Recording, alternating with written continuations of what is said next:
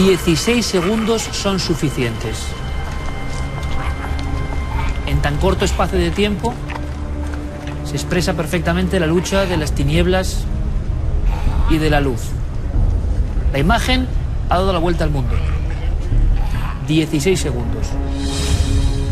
El Papa Francisco intenta consolar a un hombre que parece enfermo. ¿Pero lo está realmente? Su expresión denota algo. Es una expresión que hemos visto en otras ocasiones. Ese hombre, dice, es un endemoniado.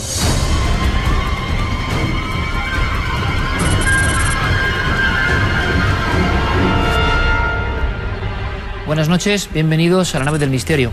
16 segundos, efectivamente. No tenemos más testimonio gráfico, solo esta hilera de escenas que componen una situación que viene produciéndose desde la más remota antigüedad. El poder, la autoridad del exorcista y, digamos, la pesadumbre, la tiniebla, la angustia del que se cree endemoniado o está endemoniado. La escena ha provocado un impacto mundial y todo el mundo ha querido saber más. Hoy, esta noche, vamos a tener una mesa de redacción muy interesante, con dos posturas bien diferenciadas. Pero hay algo más. Queríamos saber de la historia de este hombre que sufre, de este hombre con esta expresión que a veces adquiere un carácter animalesco que tantas veces, repito, hemos visto incluso en estampas muy antiguas. Este hombre, Carmen, buenas noches. Buenas noches, Iker. Se llama precisamente Ángel. ¿Le ocurrió algo?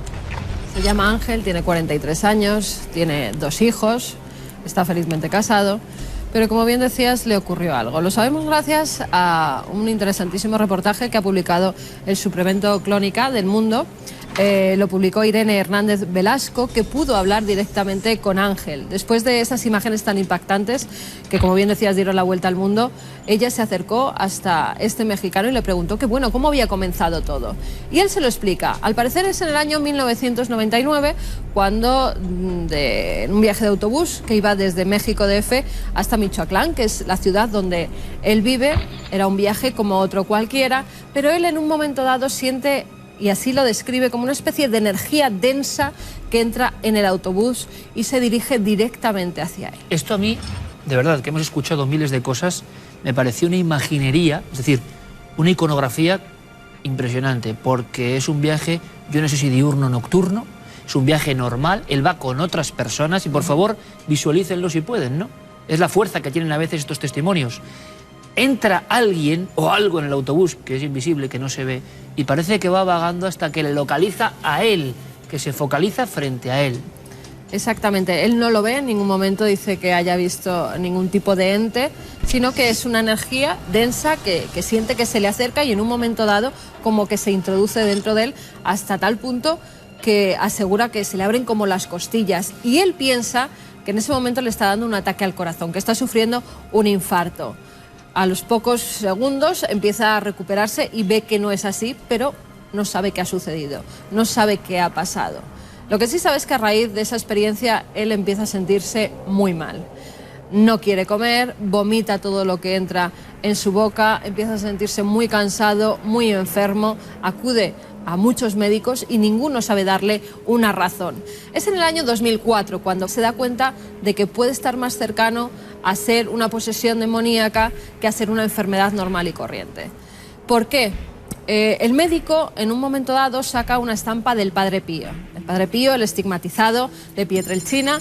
Ya sabemos que además es muy milagroso, hay muchísimos milagros que están en estudio y esa estampa se la ponen en el pecho. Él en ese momento, Ángel dice que siente una energía muy fuerte, incluso ve una luz blanquecina que se empieza a encontrar mejor, pero algo que a mí me ha llamado mucho la atención. Asegura que también siente por dentro como si alguien le arañara. Desde dentro de su cuerpo. Desde dentro de su cuerpo. Bueno, viniendo del Padre Pío, acordémonos que el Padre Pío tuvo muchas experiencias con lo que él llamaba el calvo, que era el demonio, que se le presentaba de muchas formas y le daba auténticas palizas. En este caso parece que días después de ese episodio él mejora un poco, él se empieza a sentir un poco mejor, pero es pasajero, porque vuelve de nuevo a caer en serios trances, ya empieza a hablar en lenguas que él no conocía empieza a tener una fuerza descomunal, todos los síntomas que tienen los endemoniados. Y es cuando empieza el recorrido por diversos exorcistas. Ha estado en muchos, entre ellos el padre Gabriel Amort, cuando ha estado en Roma, la ha exorcizado, también José Antonio Fortea, el exorcista español. ¿Y qué ha todos pasado? aseguran que este hombre tiene 4 demonios en el cuerpo.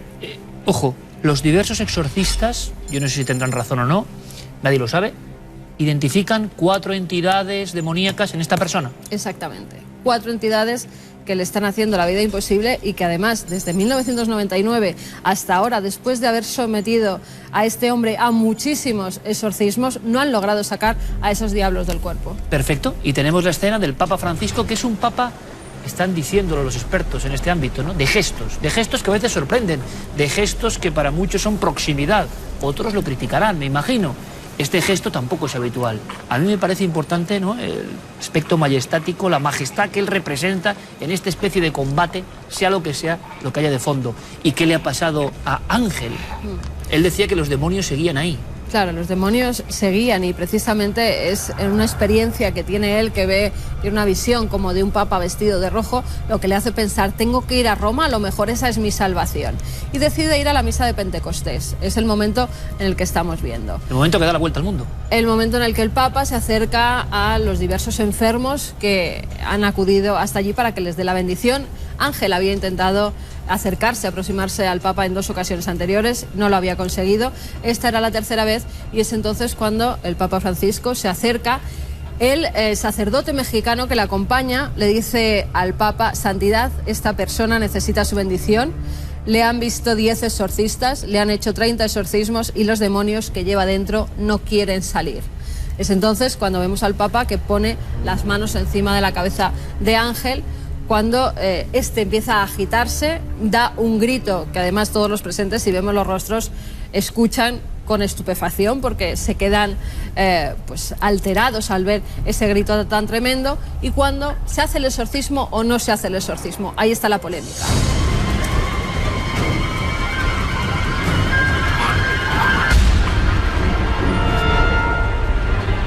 Desde el Vaticano dicen que no es un exorcismo. En cambio, Gabriel Amort, el exorcista oficial del Vaticano, el más famoso de todos, asegura que sí, que se hizo un exorcismo menor. Es decir, una oración de liberación. No es el exorcismo en sí, no es el ritual romanum, todos los pasos que hay que seguir, pero sí algo para calmar a esos entes diabólicos que tienen el cuerpo. Último dato, porque vamos con nuestra mesa de redacción donde queremos aprender y saber más. ¿Le ha servido de algo? Dice que los demonios, lo que sea, sigue ahí. Pero él aparece en una silla de ruedas en esos 16 segundos. Y parece que la ha abandonado también. Llevaba 8 meses gravemente enfermo, mucho más grave antes de acudir a Roma, hasta tal punto que le han dado en varias ocasiones la extremunción porque creían que se moría en esa ocasión. Y parece ser que después de la bendición del Papa, este hombre ha mejorado. ¿Por qué? Porque no podía ni levantarse de la silla de ruedas y al encuentro con esta periodista de Crónica del Mundo fue andando. Y esta es la intrahistoria de esa filmación de 16 segundos donde se expresan tantas cosas. Pero para saber más y, por ejemplo, qué está pasando en nuestro propio país, hemos titulado este dossier, este inicio del programa, Endemoniados Hoy, porque de repente nos despertamos un día de hace muy poquitas semanas con la noticia de que en Madrid se está instruyendo a 8 nuevos exorcistas. ¿Qué está pasando? Hacen falta, digo, 2 visiones del mundo para aprender y extraer conclusiones. Acompáñenos.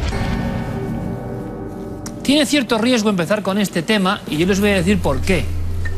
Y lo hemos comentado en muchas ocasiones. El tema del demonio, de los exorcizados, de los endemoniados, lo que ustedes quieran, las tinieblas, Satanás, produce en todos ustedes, y yo lo sé, un impacto fuerte. Y da igual que crean en el demonio, que no, hay algo ahí, denso, pesado, que en ocasiones es contraproducente para nuestra idea de tenerles ahí, que es nuestra obligación, tenerles ahí sujetos amablemente, ¿no?, como audiencia. Pero creo que la información es necesaria y que este programa tiene que contarles lo que casi nadie cuenta. Por eso tenemos 2 buenos amigos aquí que nos van a informar. No hace falta presentar a Manuel Martín Loeches, uno de los grandes científicos del cerebro de este país, un compañero de este equipo, así lo consideramos, por su visión escéptica pero siempre valiente. Su última obra, por cierto, El sello indeleble, con Juan Luis Arzuaga. Compañero, bienvenido. Muchas gracias, Iker.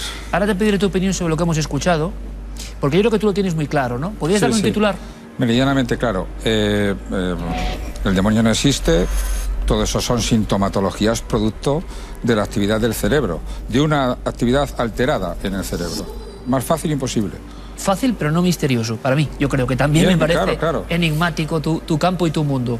Muchas personas, estoy seguro, que estarán de acuerdo con lo que dice Manuel, y otras estarán muy convencidas, sobre todo después de ver algunas imágenes, con lo que nos viene a contar José María Zabala, que es un periodista, es un colega, es un compañero, que se ha especializado precisamente en este ámbito de tinieblas. Una obra muy popular suya es Así se vence al demonio. Hablan los poseídos, hablan los exorcistas. Bienvenido, José María, a la nave del misterio. Muchas gracias, Iker. Oye, yo quería preguntarte una primera cosa, si puedes brevemente, por favor, porque tú me has dicho, en un encuentro que hemos tenido, antes de meternos aquí en el plató, Iker, no sé bien qué me ha conducido a especializarme en esto, pero todo esto tiene un pago también. Me has dejado un poco inquieto. Bueno, sí, la verdad es que esto no sale gratis. Cuando uno coge al demonio por los cuernos, nunca mejor dicho, si no está cerca de Dios, se expone a grandes peligros, y eso es así. Pero, dicho esto, al demonio no hay que tenerle miedo. Yo le tenía pánico antes de escribir el libro, pero precisamente escribir el libro me ha servido para perderle el miedo, no el respeto, ojo, porque yo sí creo en el demonio, es un dogma de fe que está en los evangelios, yo soy católico, practicante, y además he visto tantos casos, recibo tantos testimonios todavía en mi correo electrónico de personas que están afectadas en alguna medida u otra por el maligno, que, bueno, me viene a confirmar la existencia del demonio, ¿no? Me interesa mucho, como colega, porque es ese periodista que imagino que no está especializado en esto, pero que este mundo, este abismo, pero fascinante al mismo tiempo, a uno le absorbe realmente, ¿no? Y yo cuando veíamos con Carmen, que es otra autora, ¿no?, que ha escrito libros sobre la Iglesia y sus demonios, casos de exorcismos, veíamos esas imágenes, y yo creo que ahora todos opinemos. Quiero que me digas, José María, ¿qué ves tú en esas imágenes, si es posible? Y luego que Manuel también me explique qué ve él. A mí, como desconocedor de todo esto, me ha impresionado el rostro, la contracción del rostro. Yo veo claramente que ahí esa persona, que se llama Ángel, por cierto, como decías, entra en trance de posesión diabólica. Está procediendo en ese momento el Papa Francisco a una oración de liberación, no es propiamente un exorcismo, pero ahí efectivamente se ve claramente que hay señales de posesión diabólica. A mí la verdad es que, sinceramente, yo soy muy honesto y lo tengo muy claro. Yo ahí no veo ninguna prueba de endemoniamiento, y mucho menos que haya 4 demonios, no sé ni cómo los han contado, ya cuesta trabajo entenderlo. Ni veo tampoco que hagan el endemoniado ninguna postura rara que no se pueda hacer con los 42 músculos que tenemos en la cara, ni nada en absoluto. ¿Y tú has visto esa misma expresión en otros contextos, me imagino? Claro, se da en muchísimos contextos. Es decir, siempre vamos a tener... Es una enfermedad que existe, una enfermedad, un trastorno, por lo que yo pueda ver, relativamente común, que ha existido de siempre, que pueda ser más o menos resistente a un tratamiento, como en todo. Las enfermedades no todas tienen cura ni en todos sus grados, desgraciadamente, ojalá. Entonces todavía no hay tratamiento para muchas cosas. Entonces yo ahí no veo nada raro. Es decir, que sienta aversión por los objetos religiosos. Claro, el hombre conoce la religión, se ha criado en la religión, está educado en esa idea, ha visto películas o no, me da igual, pero sabe que el demonio está en contra de las imágenes religiosas, luego una reacción muy normal es esa. ¿Y qué más cosas veo? Pues una persona que está apostada en silla de ruedas, entonces me da un poco una pista de qué es lo que puede tener, que prácticamente está clarísimo, es decir, es un histérico. La gente en la calle pensamos que un histérico es, cuando uno se pone histérico, dicen que es cuando uno se pone muy nervioso y muy agitado. En la psiquiatría, en la ciencia, en la psicología, esto no es así. La histeria es una enfermedad que se caracteriza por generar trastornos físicos que no tienen por qué ser inventados, pero por lo menos la sintomatología sí que es auténtica, entre las que se incluyen con bastante frecuencia las parálisis o los rigores musculares intensos. Eso es histeria. O dolores permanentes sin tener ninguna causa aparente, enfermedades. Eso es histeria. Eso es típico de un histérico, que en los últimos años él se siente mal, se siente enfermo, ha visto médicos, nadie le ha curado. Curiosamente ha visitado varios exorcistas. Nadie en este planeta parece ser capaz de quitarle esos 4 demonios, que no sé por qué son 4 y no son 5 o 3, ¿vale? Y el Papa ha hecho ahí un intento, pero si falla ahora dirán que es que el Papa no hizo el ritual adecuado, no siguió todos los puntos y si no falla, pues como ha sido el Papa, y es la máxima autoridad. Y en esto de la histeria, de muchas enfermedades mentales, hay mucho de autoridad, de sugestión. Entonces, pues es un pez que se muerde la cola. Has dicho una palabra que a mí me parece clave, sugestión. Es decir, pudo haber sugestión en este caso de Ángel, según tu criterio, ¿no? La sugestión no tiene por qué ser el origen de una histeria. Pero sí en parte. Pero de una curación de histeria, en gran parte sí que lo es. Yo recuerdo lo que decía a este propósito, el Padre Pío, de la sugestión, cuando le decían que era un impostor, porque decía que, claro, él tenía los estigmas, los tuvo en manos, pies y costado durante 50 años consecutivos, ¿no? Y entonces decía a algunas personas, es decir, claro, si yo me sugestiono, también a lo mejor soy capaz de que me salgan cuernos en la cabeza. Quiero decir con esto que, decir, cuando uno ve toda la casuística, cuando uno tiene oportunidad de entrevistar, como ya la he tenido, a varios exorcistas, al Padre Salvador, que ha hecho millares de exorcismos, cuando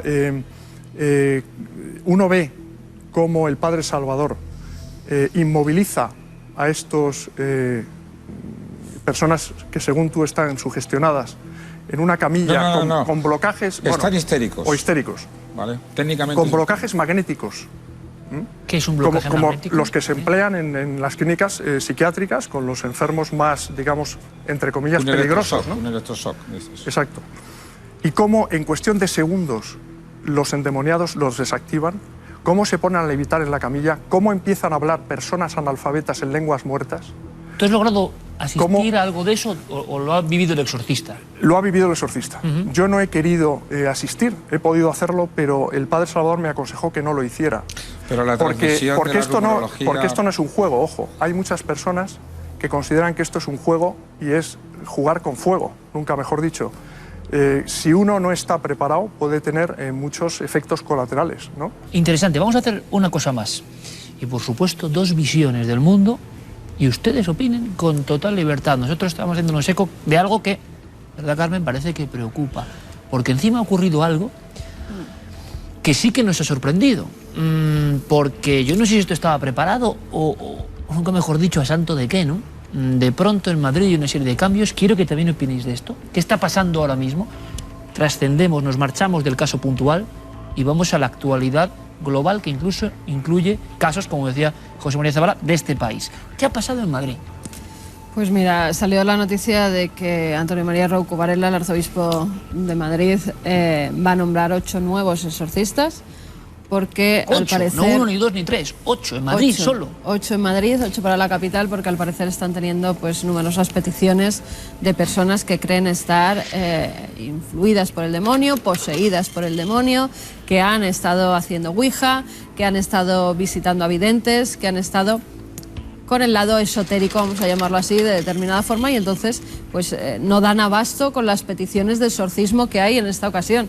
Con lo cual, ¿qué ha hecho? Pues poner a 8 sacerdotes de su máxima confianza a estudiar el rituales romanum y todas las prácticas que tienen que seguir los exorcistas para realizar esos exorcismos, o sea, no e intentar ayudar a estos fieles. Pero no han sido los 8 los que han dicho yo quiero ser exorcista, no, sino que ha habido un proceso, digamos, de selección. Sí, los que le ha creído más convenientes para llevar ese trabajo. ¿Tiene algo que ver el momento que estamos viviendo? Sin duda, sin duda. Yo creo que en la crisis económica hay muchos dramas humanos. Tenemos más de 6 millones de parados en este país, hay familias enteras en paro y claro, en lugar de recurrir a quien debería recurrirse, que es a nuestro Señor Jesucristo, y a la Virgen María y a San Miguel Arcángel, que es el patrono de los exorcistas, pues la gente recurre a los cartománticos, a lo del tarot, que decías tú, muy bien, y claro, anda buscando un consuelo en ese tipo de cosas que son grietas, como me comentaba el padre Amos en Roma cuando también entrevisté para el libro, por las que se cuela el demonio, ¿no?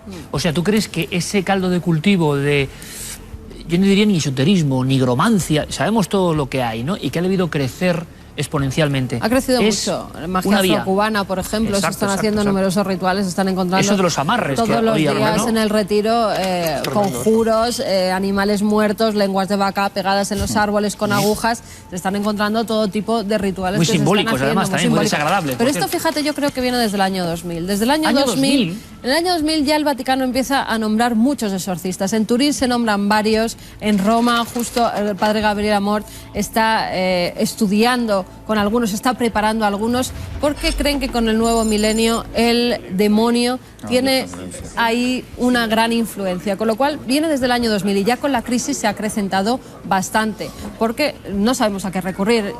La gente muchas veces dice, bueno, si los médicos no hacen nada conmigo, si no puedo hacer esto, ¿a quién recurro? Al último clavo ardiendo.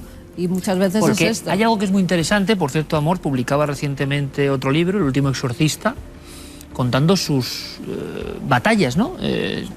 Contra las tinieblas, pero Manuel asentía cuando se decía el concepto, se mencionaba el concepto 2000, cambio de milenio. Sí, son las viejas supersticiones. Símbolos muy ocurrió fuertes. el cambio del año 999 al año 1000, también hubo un pánico en toda Europa.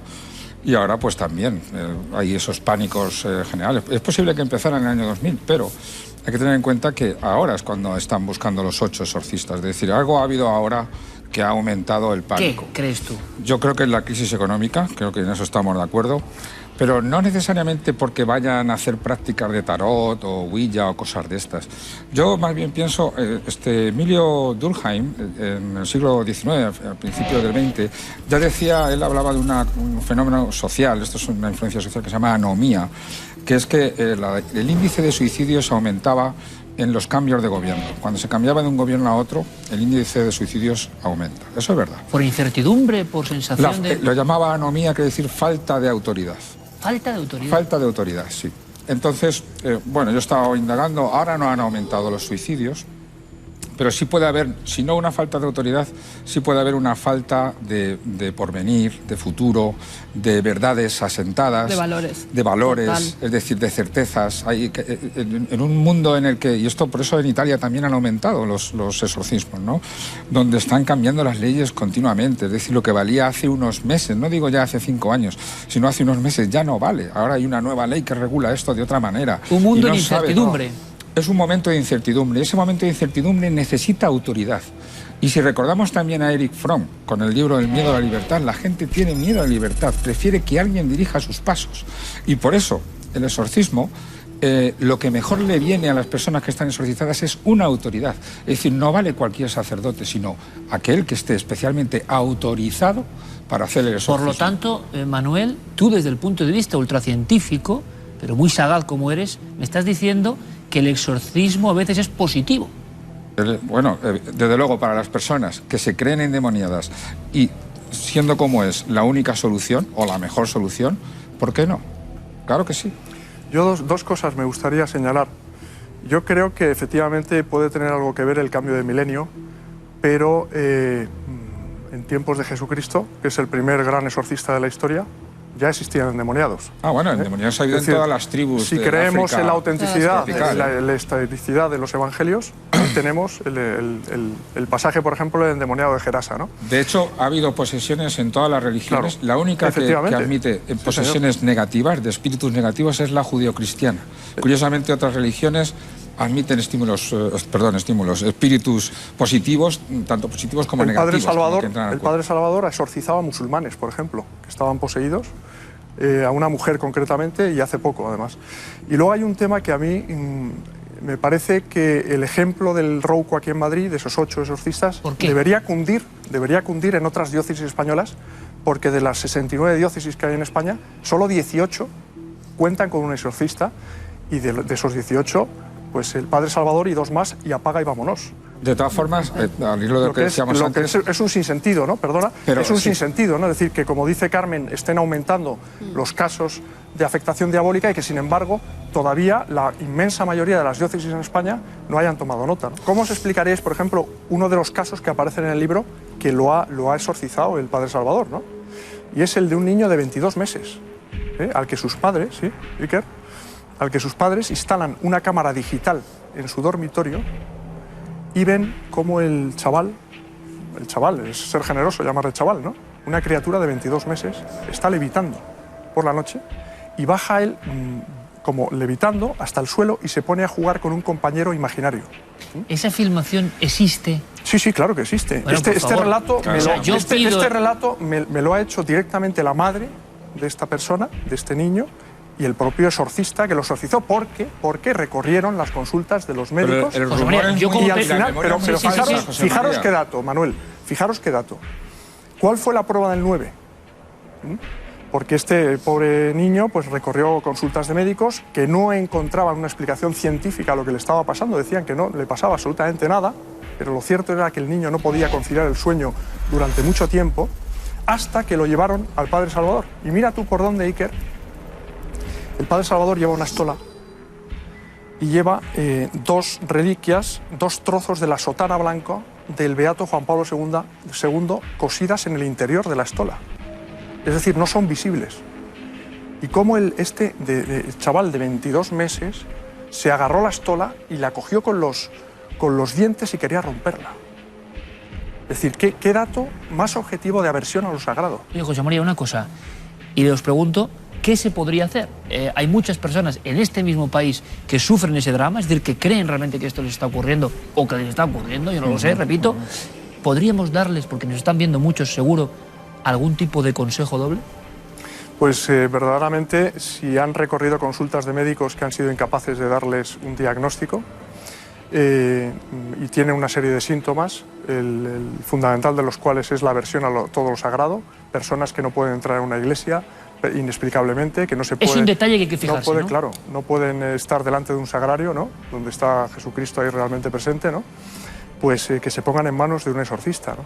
Y en ese sentido, quiero reiterar la importancia, Iker, de que los obispos, todos los obispos españoles, cojan el ejemplo del cardenal Rouco aquí en Madrid, hombre, y no nombren 8 exorcistas, porque evidentemente, pero sí que nombren algún exorcista, ¿no?, que pueda atender a estos grandes dramas humanos de personas que están sufriendo en sus propias carnes las acometidas del maligno, ¿no? Yo creo que hay que ayudarlas, porque necesitan esa ayuda, ese consuelo, y realmente los exorcismos son muy eficaces, ¿no? Hombre, yo tengo que darle la razón, aunque no crea en lo mismo que él. Porque claro, tú dices, los que están exorcizados, porque presentan estos síntomas, necesitan un exorcismo. Desde luego, no hay nada como creer que estás endemoniado para que la única solución sea un exorcismo. ¿Me hablas de placebo? Sí, bueno, claro, placebo, sugestión. La histeria no es por sugestión, pero sí es un producto de la mente, muchas veces como un castigo, como una reacción contra la propia persona. Es decir, son varias palabras para significar más o menos lo mismo. En este caso hay personas que se creen que el diablo o los 4 diablos han entrado dentro de ellos. Entonces, claro, para esas personas el mejor tratamiento es un exorcismo. Hay casos recientes que, a decir, estamos viendo esta oleada, estamos viendo algo que sí que nos inquieta a todos o que nos pone en guardia en ese sentido, sea social, mental, sea producto de la infestación, que es que 8 exorcistas en Madrid será por algo, es decir, porque realmente esa demanda existe, si no, no se hace. Y seguimos teniendo las crónicas en las noticias todos los días. Todos los días hay noticias de endemoniados.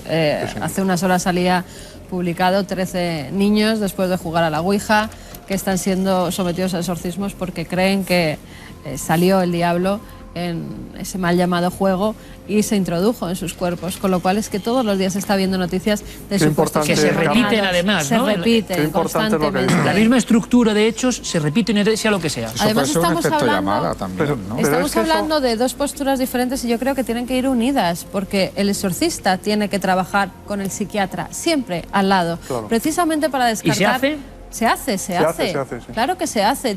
Y es más, Rouco ha dicho que estos exorcistas van a trabajar con su correspondiente psiquiatra al lado para descartar cualquier enfermedad mental. Cuando ya el médico no puede hacer nada, es cuando interviene entonces la fe. Lo que vamos a hacer es, no hay tiempo para más, estar alerta, todos, desde nuestra perspectiva, y quizá si hay un caso muy concreto, un caso con esas imágenes y evidencias, sería muy bueno volver a traer a nuestras 2 visiones, yo creo que muy complementarias, aparentemente muy separadas, pero interesadas en el mismo fenómeno, que sin duda es un fenómeno real.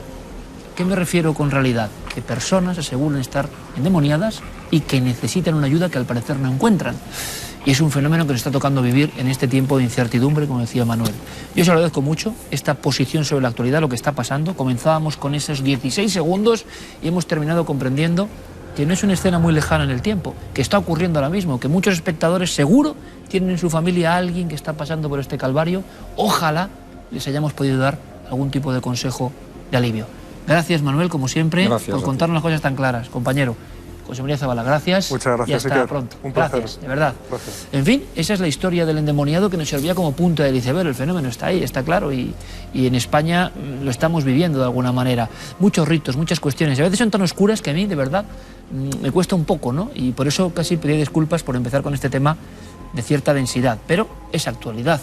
Vamos a ir con otra historia que yo creo que, aunque sea muy impactante, porque lo es también algo más luminosa. Es una historia de trascendencia, es una historia de una visión, es una historia sobre todo que al testigo que lo vive, que trabaja en un sitio muy especial donde se ve todos los días la cara de la muerte, le ha producido un cambio, una pérdida de temor. Pero cuando leímos su historia en el gabinete de expertos, tuvimos claro que era el suceso más impresionante que ha pasado por esa sección tan entrañable en la que conectamos con todos ustedes. Y hemos querido que esta persona venga con nosotros. Esta persona trabaja en un tanatorio y traslada a los difuntos. Le ocurrió algo que cambió completamente su vida.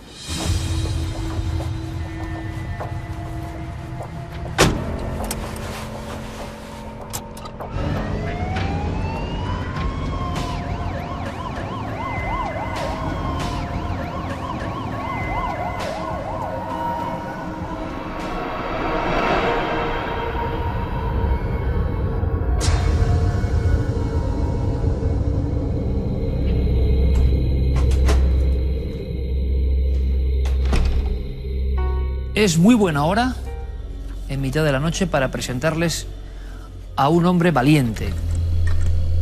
Óscar, bienvenido. Bienvenido. Gracias por estar aquí. Gracias. Iker. Y ustedes dirán, bueno, valiente, si no le estamos viendo. Lo van a entender de inmediato. Él trabaja en un ámbito que a veces no queremos ver, pero que es muy importante. Él desarrolla su labor hace ya 4 años en el mundo del tanatorio, donde pasan tantas cosas en muchas ocasiones y no se cuentan. Por eso es valiente, porque muy pocas veces desde dentro de ese mundo alguien se atreve a decirlo. ¿A decir qué? Bueno, pues a decir algo que nos impresionó, que se convirtió, como yo decía, en el gabinete de expertos, yo creo que más impactante que hemos tenido. De inmediato yo dije, quiero conocer a esta persona. ¿Y saben por qué? Porque quiero que Óscar esté aquí para que nos cuente lo que le ocurrió, porque es increíble, pero yo creo que es real, porque mucha gente se va a sentir identificada, y segundo, por lo que ha representado para él, por lo que esta experiencia al límite fascinante ha significado para un hombre que está acostumbrado a trabajar viendo los ojos de la muerte constantemente. Así que, Óscar, reitero, a pesar de las lógicas prudencias, porque él sigue siendo un profesional de todo esto, que nos cuentes de viva voz tu testimonio. Empezaba así tu envío.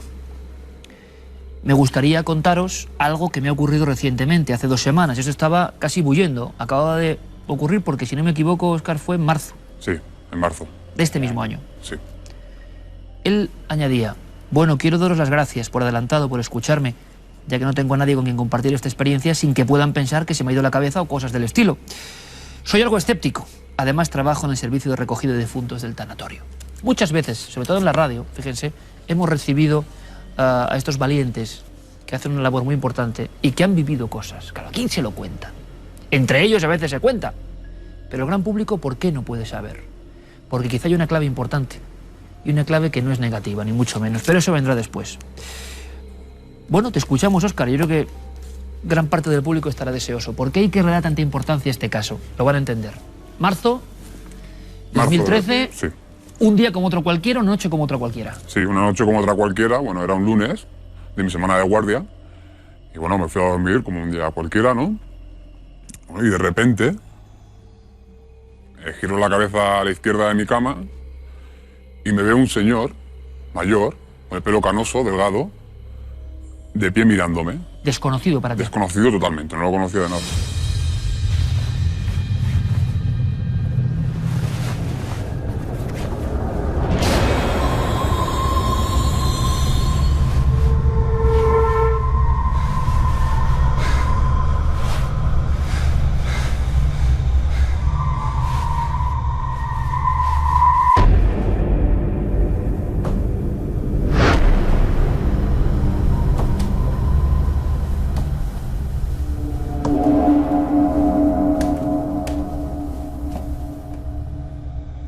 queda mirando y me empieza a hablar.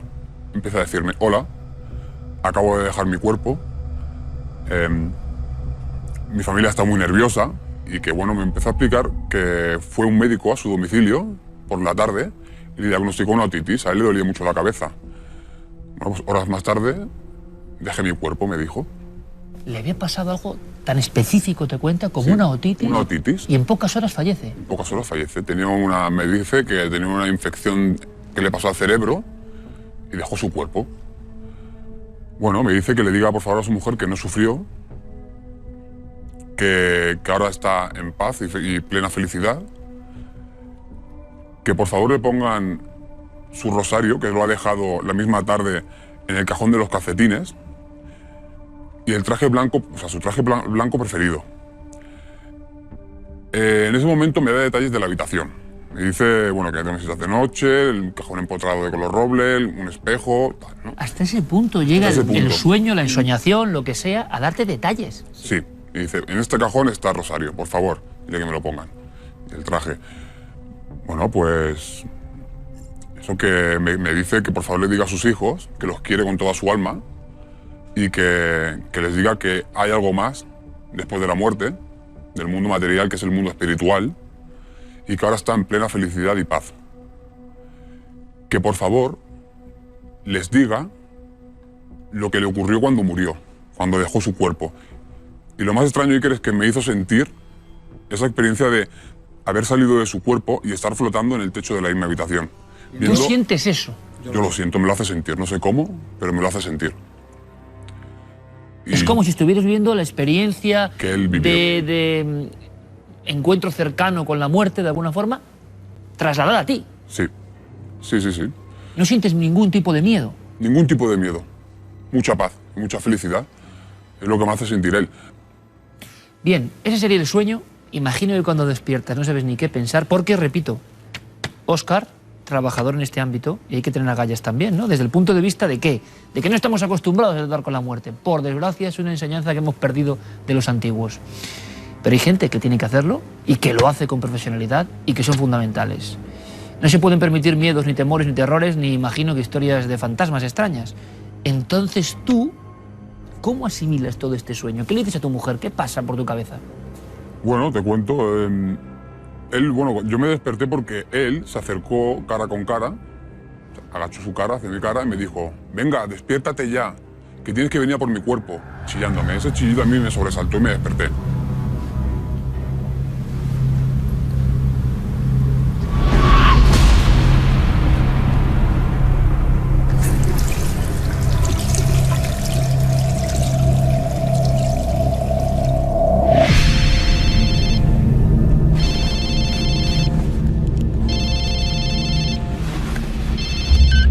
Suena mi móvil de empresa, me llaman. El señor que hay allí en la funeraria, sí, tienes un domicilio. Digo, vale, dime el nombre. El nombre es tal y tal. El mismo nombre que el hombre me había dicho en sueños, porque cuando se despidió me dijo, mi nombre es tal, tal, tal. Te dio una identidad que nosotros tenemos, sí. Una identidad. Cuando me dijo el nombre y que sentí un escalofrío por todo el cuerpo, se me pusieron los pelos de punta.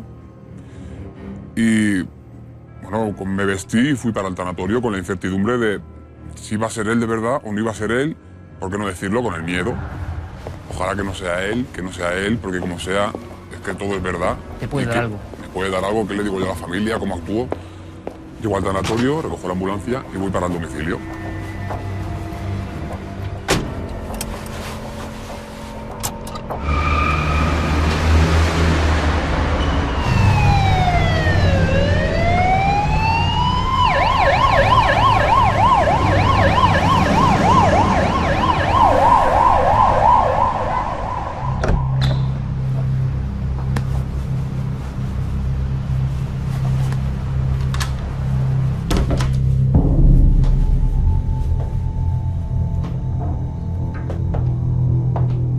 Llego a la habitación y era tal y como él me había descrito y tal y como yo había visto en sueño.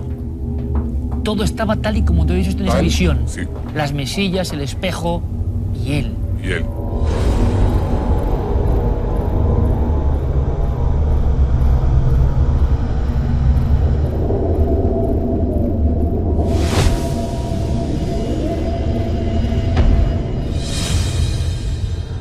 realmente era él.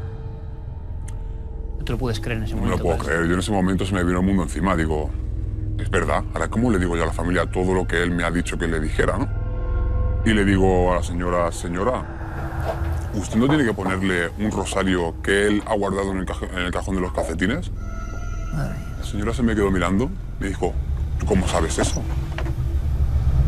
No, digo, mira, es que le va a parecer raro lo que le voy a decir, pero es que he soñado con un rosario en un cajón de calcetines y un difunto con un traje blanco. Cuando le dije esto, la señora se destrozó, se puso a llorar, es que su traje favorito era un traje blanco que tiene, ya te lo enseño y tal. Es que ha venido a verle el médico esta tarde porque le dolía mucho la cabeza, le ha diagnosticado una otitis y horas más tarde mira lo que le ha pasado. O sea, lo que me había contado él en sueño de la otitis me lo estaba contando la mujer ahora. Yo lo que no sé, y el público estará preguntando, es cómo te mantienes en pie en ese momento. Porque claro, me imagino que el impacto de todo lo que está sucediendo... Sí, estaba muy nervioso. Ahí te ha dejado a ti como un zombie casi, sinceramente, Sí, me imagino, ¿no? Sí, realmente sí. Pero tú sentías, y esto es muy importante, tú sentías que había una misión, que aunque no te creyese nadie, tenías que decir lo que... el mensaje del difunto, de alguna forma. Tenía que dar el mensaje entero, porque si no es que yo a este hombre le debo mucho, porque él me ha quitado el miedo a la vida. Entonces, claro, que no es poco. Entonces, claro, yo quise decirle todo a la mujer y a los hijos, porque lo que me dijo que le dijera a los hijos, él como que le daba mucha importancia. Yo creo que él había hablado de estos temas con los hijos y querían que supiera lo que le había ocurrido a él, ¿no? Cuando dejó su cuerpo y tal. Pero no me atreví, Iker. Aparte, cuando la mujer se me puso a llorar en el brazo, los hijos ya me estaban diciendo, por favor, llévate el cuerpo ya, que no lo alargues más, tal, bueno. Y bueno, no me atreví a decirles a los hijos lo de que él estaba en paz, que no sufrió. Ahora se están enterando. Ahora se están enterando, que os doy mil gracias por dejarme de dar el mensaje aquí. Y bueno, yo tenía como esa espinita clavada de no haber dado el mensaje completo, ya que este señor a mí me ha cambiado la vida, la aparición de ese señor me ha cambiado la vida. Porque, y nos sentimos también contentos, ¿no? ¿En qué sentido? Esto es un caso impresionante, desde el punto de vista fenomenológico, desde el punto de vista de los fenómenos extraños, desde el punto de vista televisivo, si ustedes quieren, ahí está la recreación de nuestros compañeros. Vale, quedarnos en eso sería, en mi opinión, quedarse en la superficie. Porque tú te marchas de domicilio, imagino todavía con esa incomprensión de lo que te está pasando. Sí.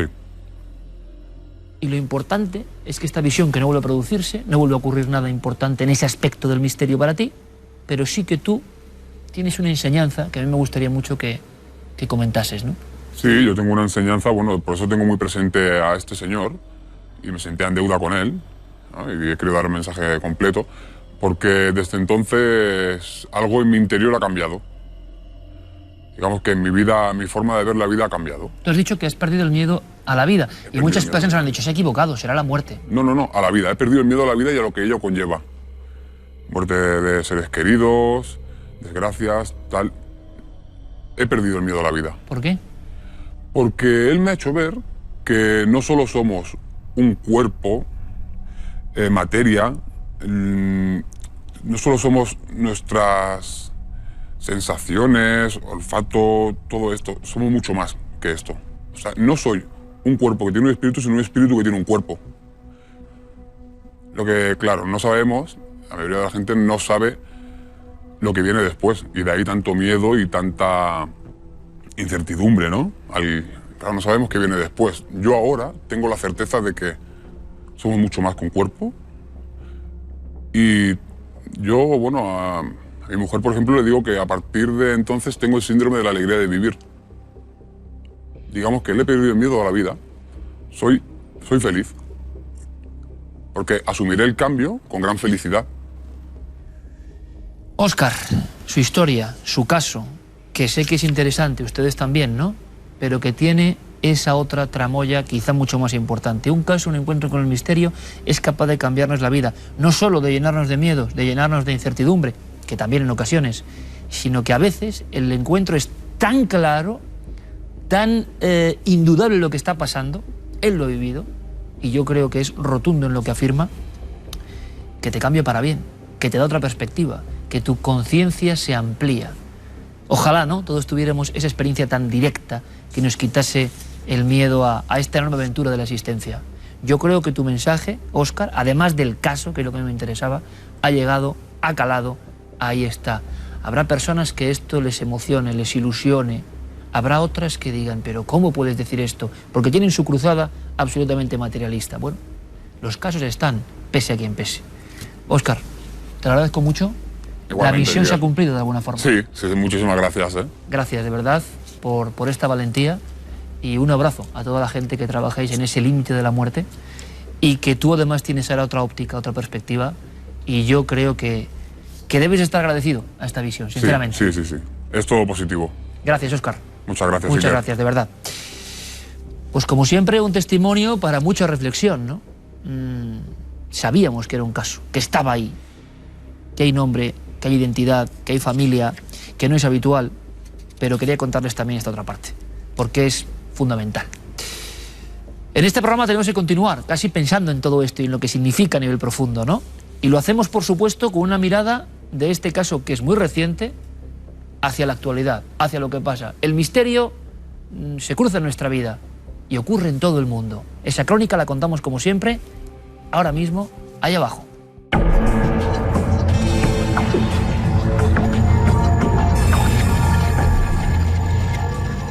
Y el primer punto informativo, sin duda, nos va a llevar a un lugar sagrado, a un lugar con muchísima historia. El Mar Muerto, ni más ni menos. La lápida del Arcángel. Vaya historia que hay aquí, amigos. Pero conectaremos, en apenas 3 minutos, con la máxima autoridad en España que sabe de estos asuntos. Mientras tanto, Carmen, noticias que son muchas. Comenzamos en Rusia, donde un equipo de científicos ha logrado extraer sangre de los restos de un mamut lanudo extinto hace más de 10.000 años. El ejemplar es una hembra de unos 60 años que al parecer murió tras caer en un pozo de agua o en un pantano hasta la mitad de su cuerpo, y la parte inferior quedó congelada en ese agua. La superior, incluido el lomo y la cabeza, tiene señales del ataque de depredadores. Cuando se rompió el hielo bajo su abdomen, salió sangre muy oscura y además había tejidos musculares perfectamente conservados gracias a que estuvieron enterrados bajo el hielo todo este tiempo.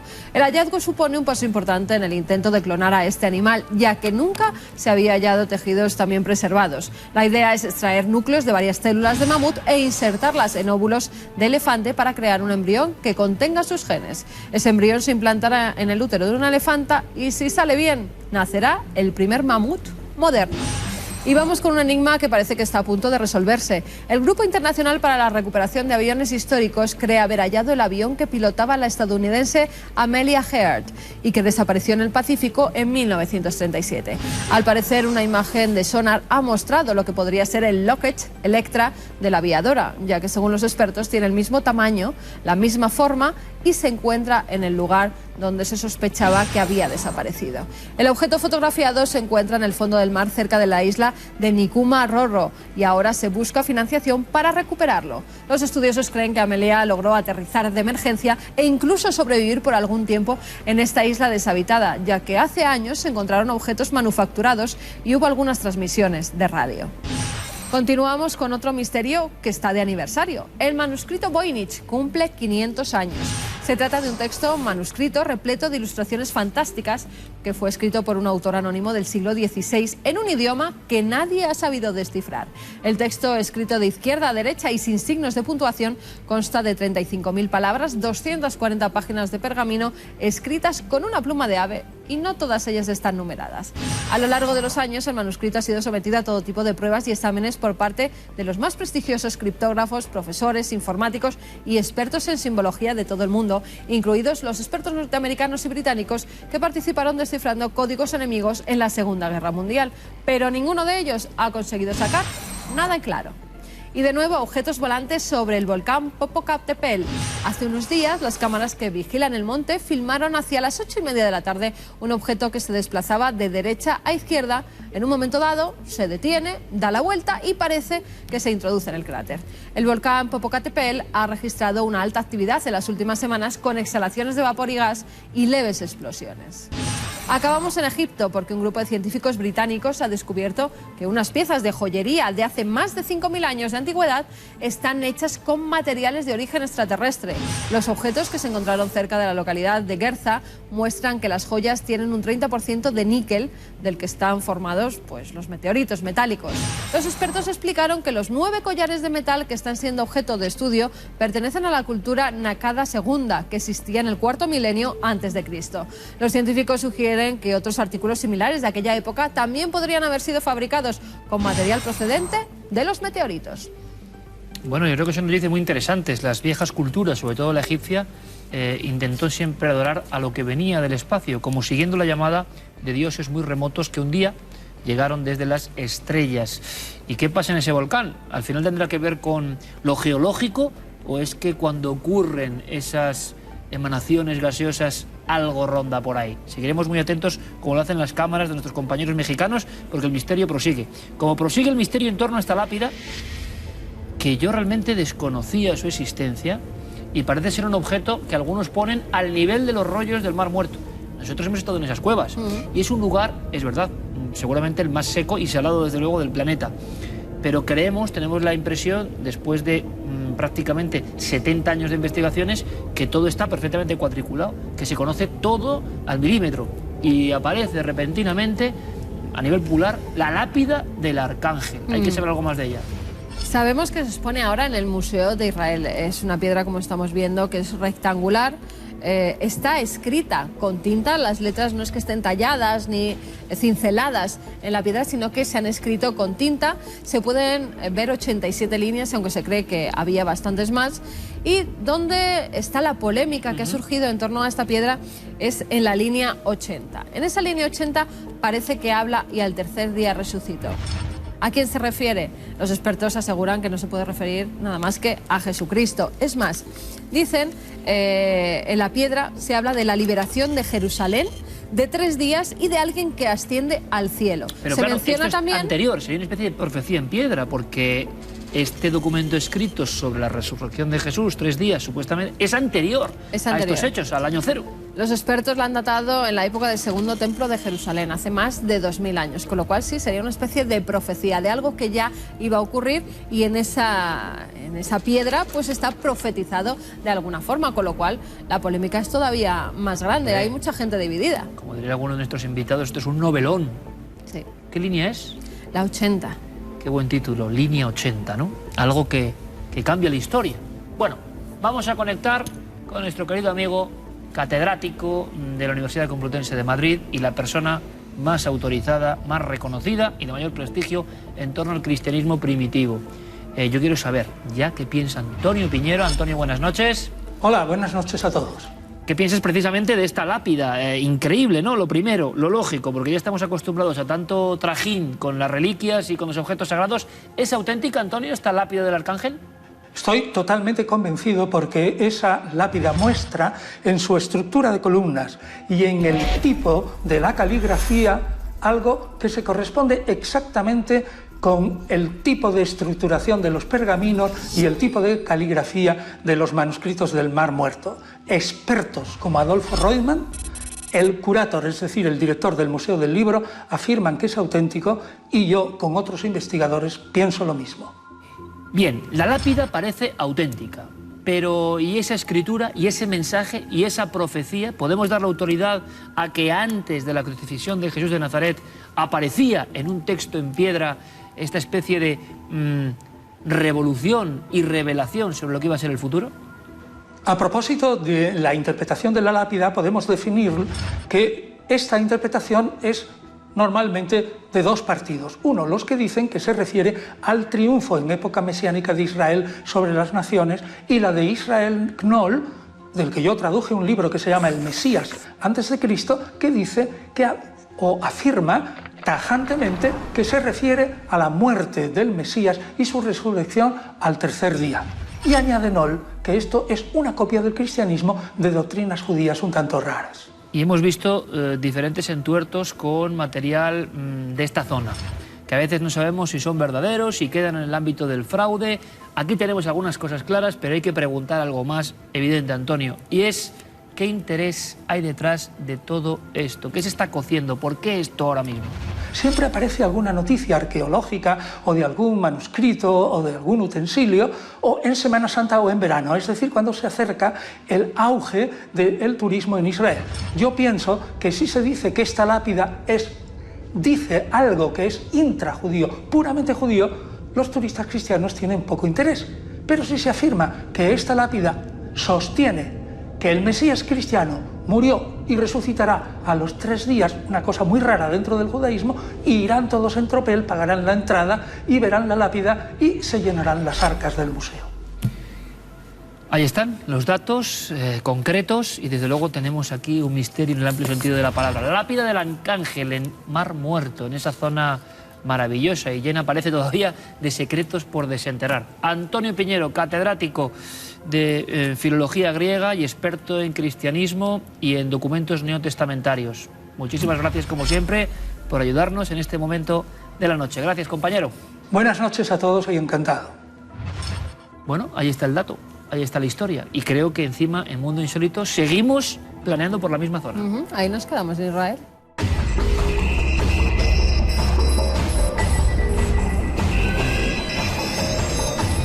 Fíjense lo que se encuentran estos turistas mexicanos cuando van a visitar parte del litoral de Israel.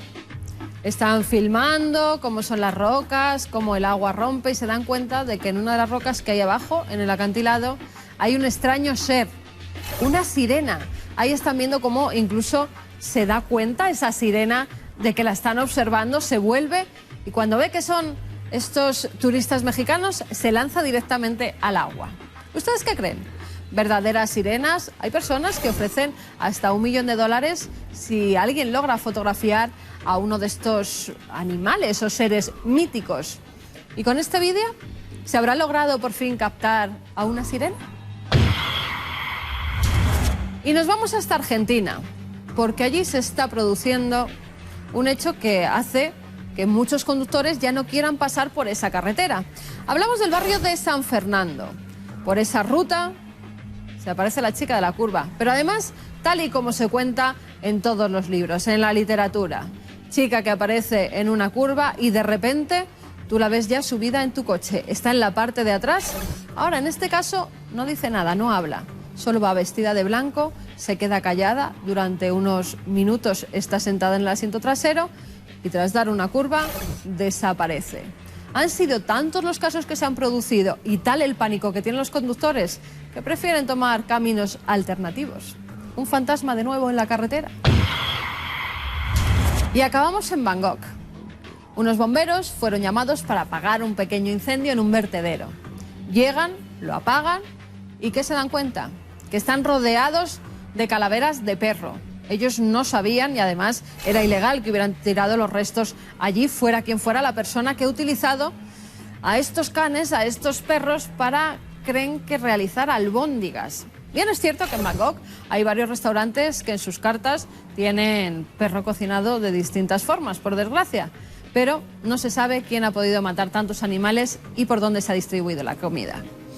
Nos vamos ahora, eso sí, con Santiago Camacho y su cara oculta.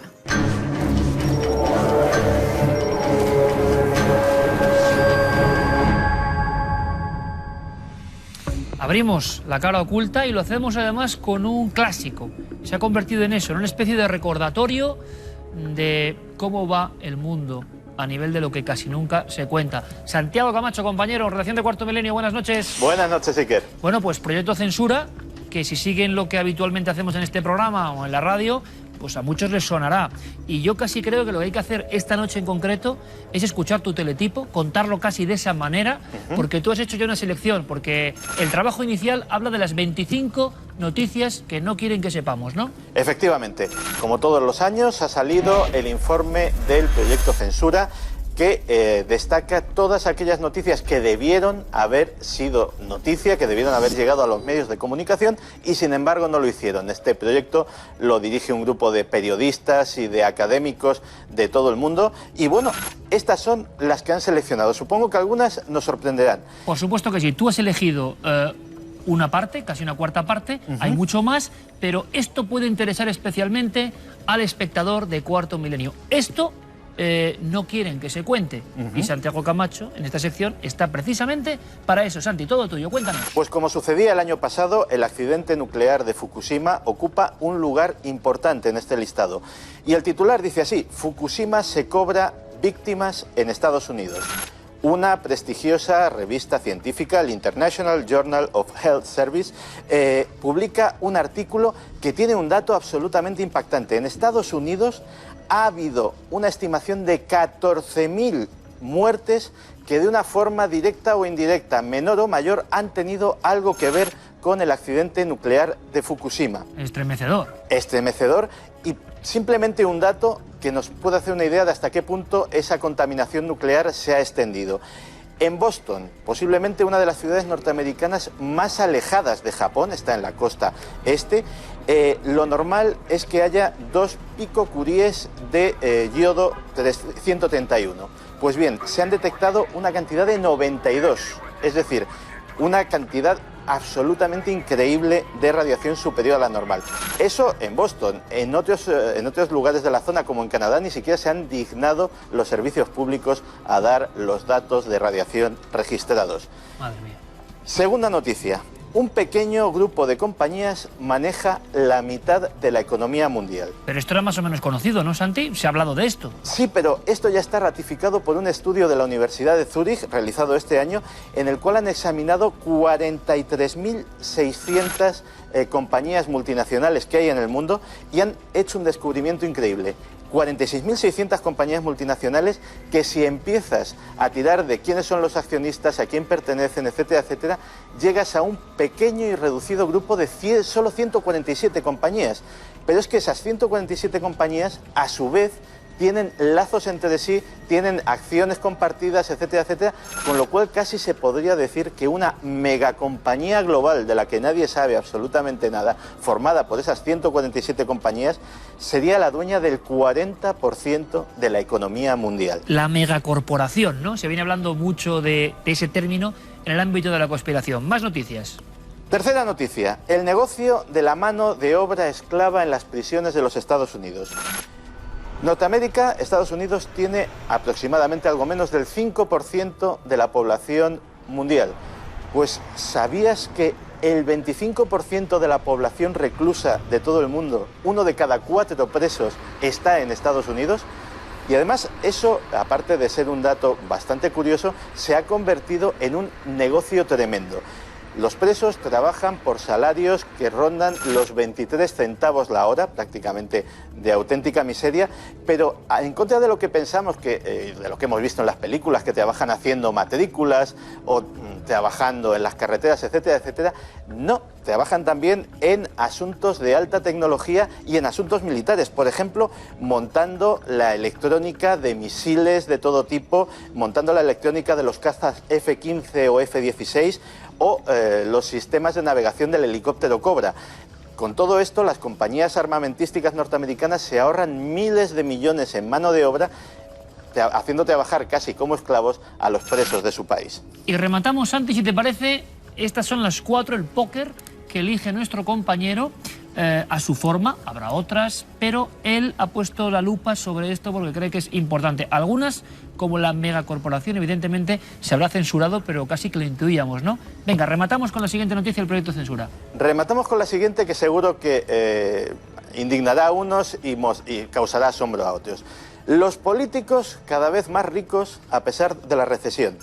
En todos los países, y especialmente en Estados Unidos, los parlamentarios tienen que dar sus declaraciones de Hacienda y sus declaraciones de bienes.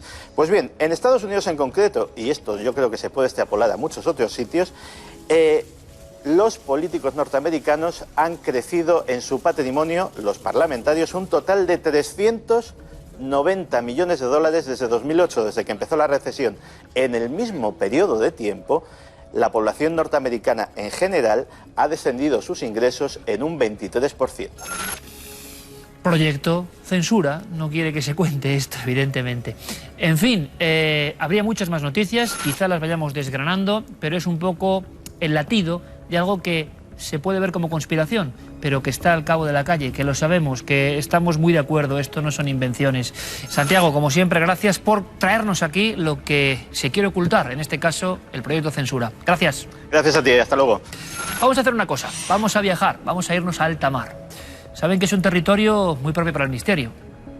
Bueno, ahí tienen a Nick, ¿no? Como ejemplo de un barco que tuvo mucha tragedia y que a nosotros, suena raro decirlo, pero nos ha dado mucha gloria, por lo menos porque a ustedes les ha interesado lo que pasó detrás del más famoso naufragio. Pero hubo otros. Recuerdan más recientemente el Montrove, ese pesquero gallego que jamás regresó, ni su tripulación, ni el propio barco. O el Príncipe de Asturias, que se llamó Titanic español en su día, con una historia terrorífica, con supervivientes, con ritos, con espiritismo, con mil cosas. Bueno, pues, ¿se puede añadir algo más para completar este póker de barcos con enigma? Pues sí, hay uno que para siempre estará asociado a los misterios. Una desaparición es anterior a todos estos que he contado, pero es tan extraña que incluso en lo que fue el propio juicio no se pudo determinar qué había ocurrido. Quizá por eso, en los libros sobre cosas inexplicables, siempre aparece. Es momento de ir un poco más allá, de acudir incluso a Gibraltar, donde hay documentos ocultos sobre la desaparición del Mary Celeste. Y sorpréndanse, porque Francisco García Nobel, todo un experto, nos va a hablar de la conexión española. Es un caso muy célebre, pero parece que la última pista está en Asturias. Bueno, comencemos por el principio. ¿Qué le pasó al Mary Celeste? El 4 de noviembre de 1872 partía desde el puerto de Nueva York con destino a Génova un bergantín de 30 metros de eslora recién reformado y rebautizado como Mary Celeste.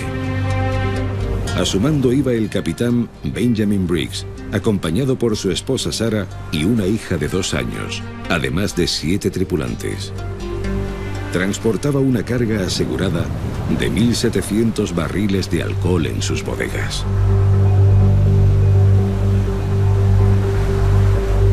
Casi un mes después, el 5 de diciembre de 1872, otro buque, el Dei Gracia, se cruzó con el Mary Celeste, que parecía navegar a la deriva, a la altura de las Islas Azores.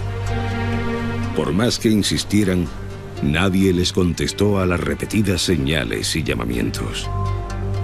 El capitán del Dei Gracia, David Reed Morehouse, envió a sus hombres a bordo del Mary Celeste para averiguar qué había ocurrido. Allí se toparon con un silencio sepulcral. No había absolutamente nadie en la embarcación. No había bote de salvamento, desapareció la corredera, estaba rota la bitácora, desapareció el sextante y en cambio permanece el cuaderno de navegación totalmente con las últimas anotaciones. Eso sí se encuentra a bordo del Mary Celeste. El capitán Morehouse ordenó que su segundo de a bordo, Olivier Deveau, pilotara la embarcación fantasma hasta el puerto de Gibraltar. Pronto surgió la primera teoría oficial para la misteriosa desaparición de la tripulación del bergantín norteamericano. Una de ellas era un posible motín de la propia tripulación que asesinó al capitán, a su mujer y a su niña de 2 años y luego abandonaron el barco.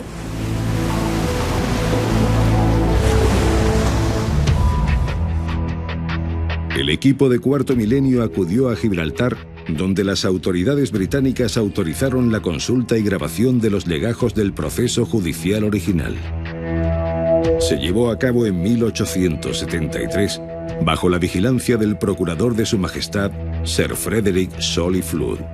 Solly Flood estaba convencido de que había habido un delito, que él no se podía explicar cómo un barco que aparentemente estaba en buenas condiciones hubiera sido abandonado por su capitán. Y el capitán era uno de los amos del barco, era el propietario, tenía un interés personal en ese buque. No lo iba a abandonar, al menos que fuera por una razón muy fuerte. En los documentos consultados en el Archivo Histórico de Gibraltar, el historiador Richard García señaló a Cuarto Milenio algunos detalles curiosos, como la existencia de un sable a bordo del Mary Celeste que pertenecía al capitán Briggs y que dio margen a varias especulaciones. Se mandó el sable para que se analizaran las marcas. Soliflad estaba convencido que era sangre. Y también dijo Soliflad que había unas manchas de sangre sobre la cubierta, sobre el barco. Y encontró el doctor Patrón que no tenía manchas de sangre, lo que tenía eran manchas de óxido. El capitán Moorhouse, después de ser exculpado de la muerte y desaparición de la tripulación del Mary Celeste por el Tribunal de Gibraltar, exigió una recompensa a la que tenía derecho por el rescate del bergantín fantasma. Se habló mucho de que pudo haber un acuerdo entre los dos capitanes, el del Dei Gracia y el Mary Celeste, porque coincidieron en el puerto de Nueva York pocos días antes de la navegación, y de si se habían confabulado los dos para cobrar el dinero que después se pagó por haber encontrado el Mary Celeste sin tripulación y sin pasajeros. No es descabellado pensar de que se podría haber urdido un plan y que algunas de las partes, pues al final, traicionara a la otra. Una vez reducida la tripulación del Mary Celeste, el capitán Moorhouse y sus hombres dieron continuidad a su plan macabro.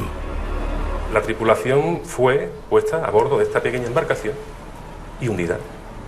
Previamente habrían puesto, pues, contrapesos o algo para que esa embarcación se fuera al fondo rápidamente y no quedaran vestigios ninguno de que había habido ni algún tipo de desastre.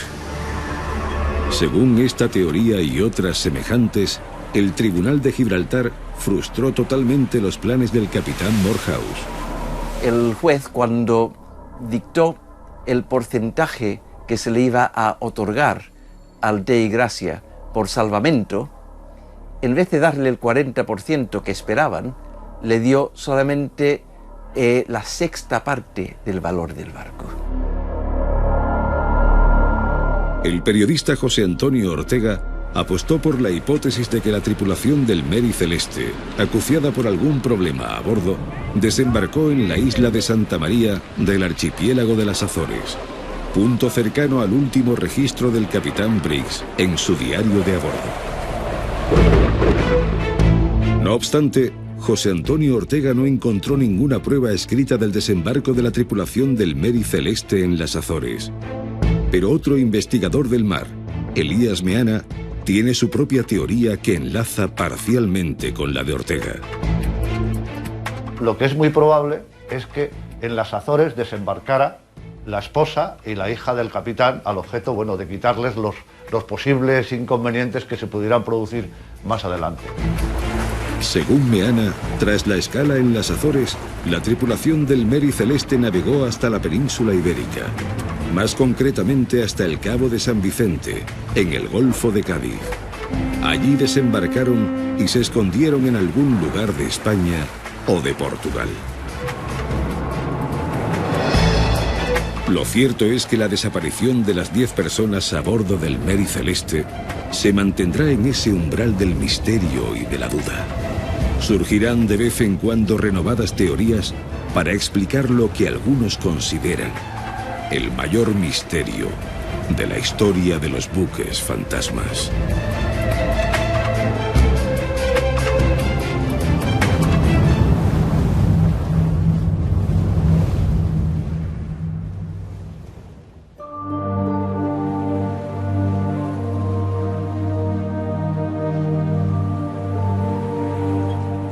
Rumbo a toda vela hacia el enigma más mediático de su tiempo, Mary Celeste, que yo creo que va a volver a hacernos conectar con esas profundidades de lo inexplorado, del alma humana, de la aventura, de la desaparición súbita. Nos acompaña Francisco García Nobel, que además ocurre una cosa, bueno, lo ha demostrado evidentemente en sus libros y también como profesor de tantas generaciones en la televisión, pues que sabe contarlo de una forma excepcional. Yo le agradezco mucho que esté y además las sincronicidades junguianas, ¿no? Él con sus programas, como nosotros, El Domingo es Nuestro, tantas veces reverenciado en la biblioteca, pues resulta que fue también maestro de un montón de personas ilustres, entre ellas nuestro querido compañero Pedro Rodríguez, y realmente nos emociona. Hemos tenido un momento aquí de emoción. A él le hubiese gustado mucho, como le gustaban los misterios, observar, ¿no?, la historia del mar y celeste. Te agradezco una vez más que estés con nosotros, Francisco, y que nos ilustres sobre estos increíbles misterios, compañero. Bienvenido. Muchas gracias.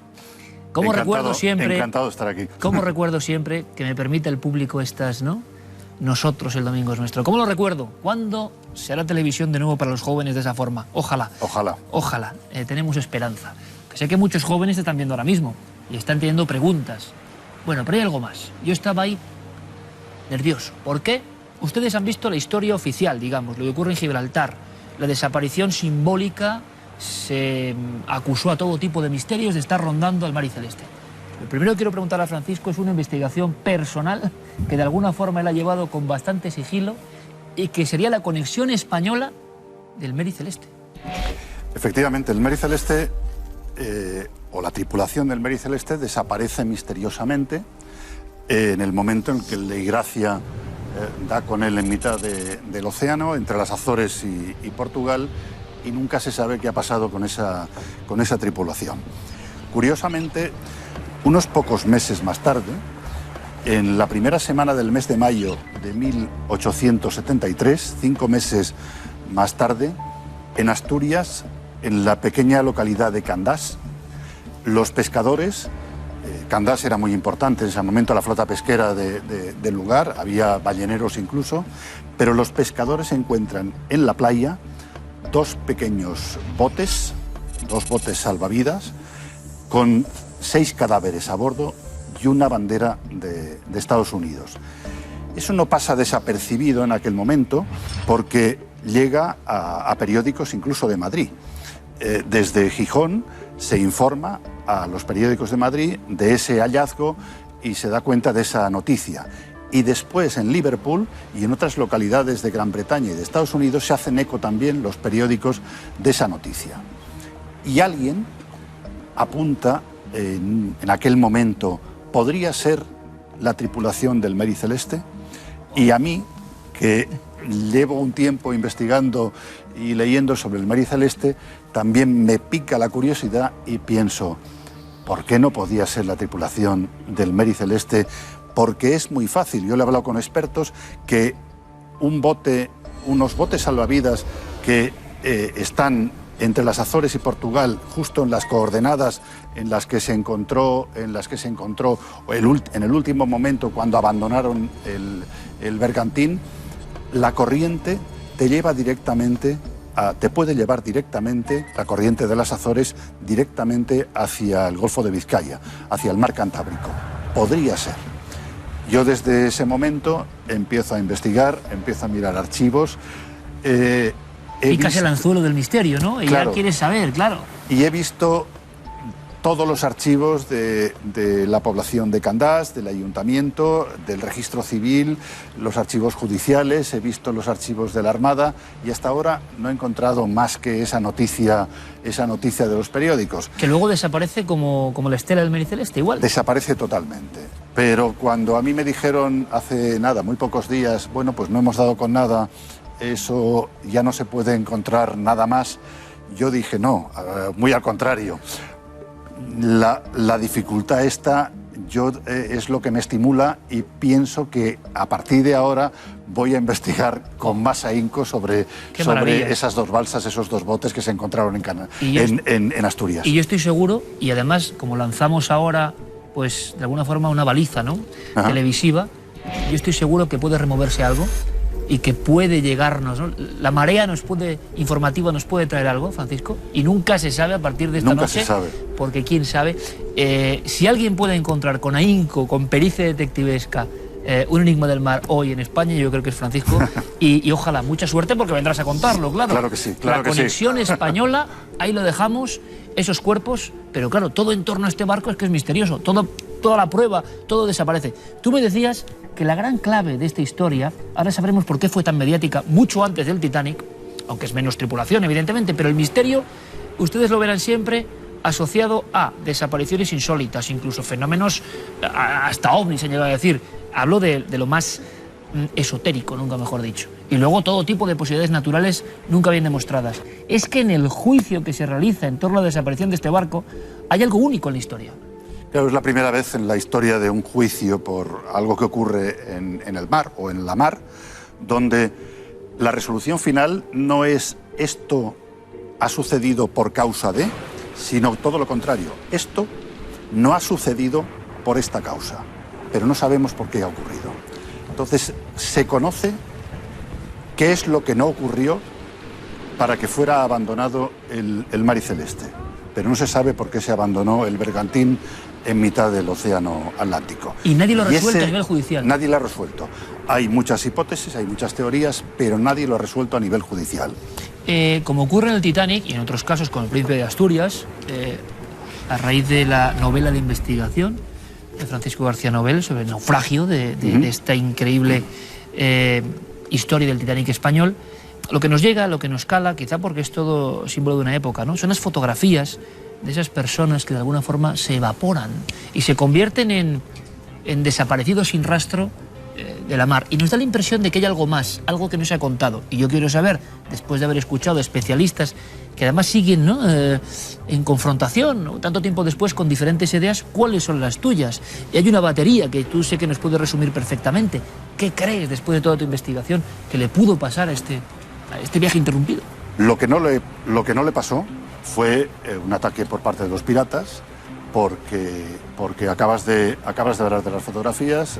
Viajaba la esposa del capitán, de Benjamin Briggs, y sus joyas estaban ahí a la vista de todo el mundo y se encontraron a la vista de la tripulación del Dei Gracia cuando encontraron el buque abandonado.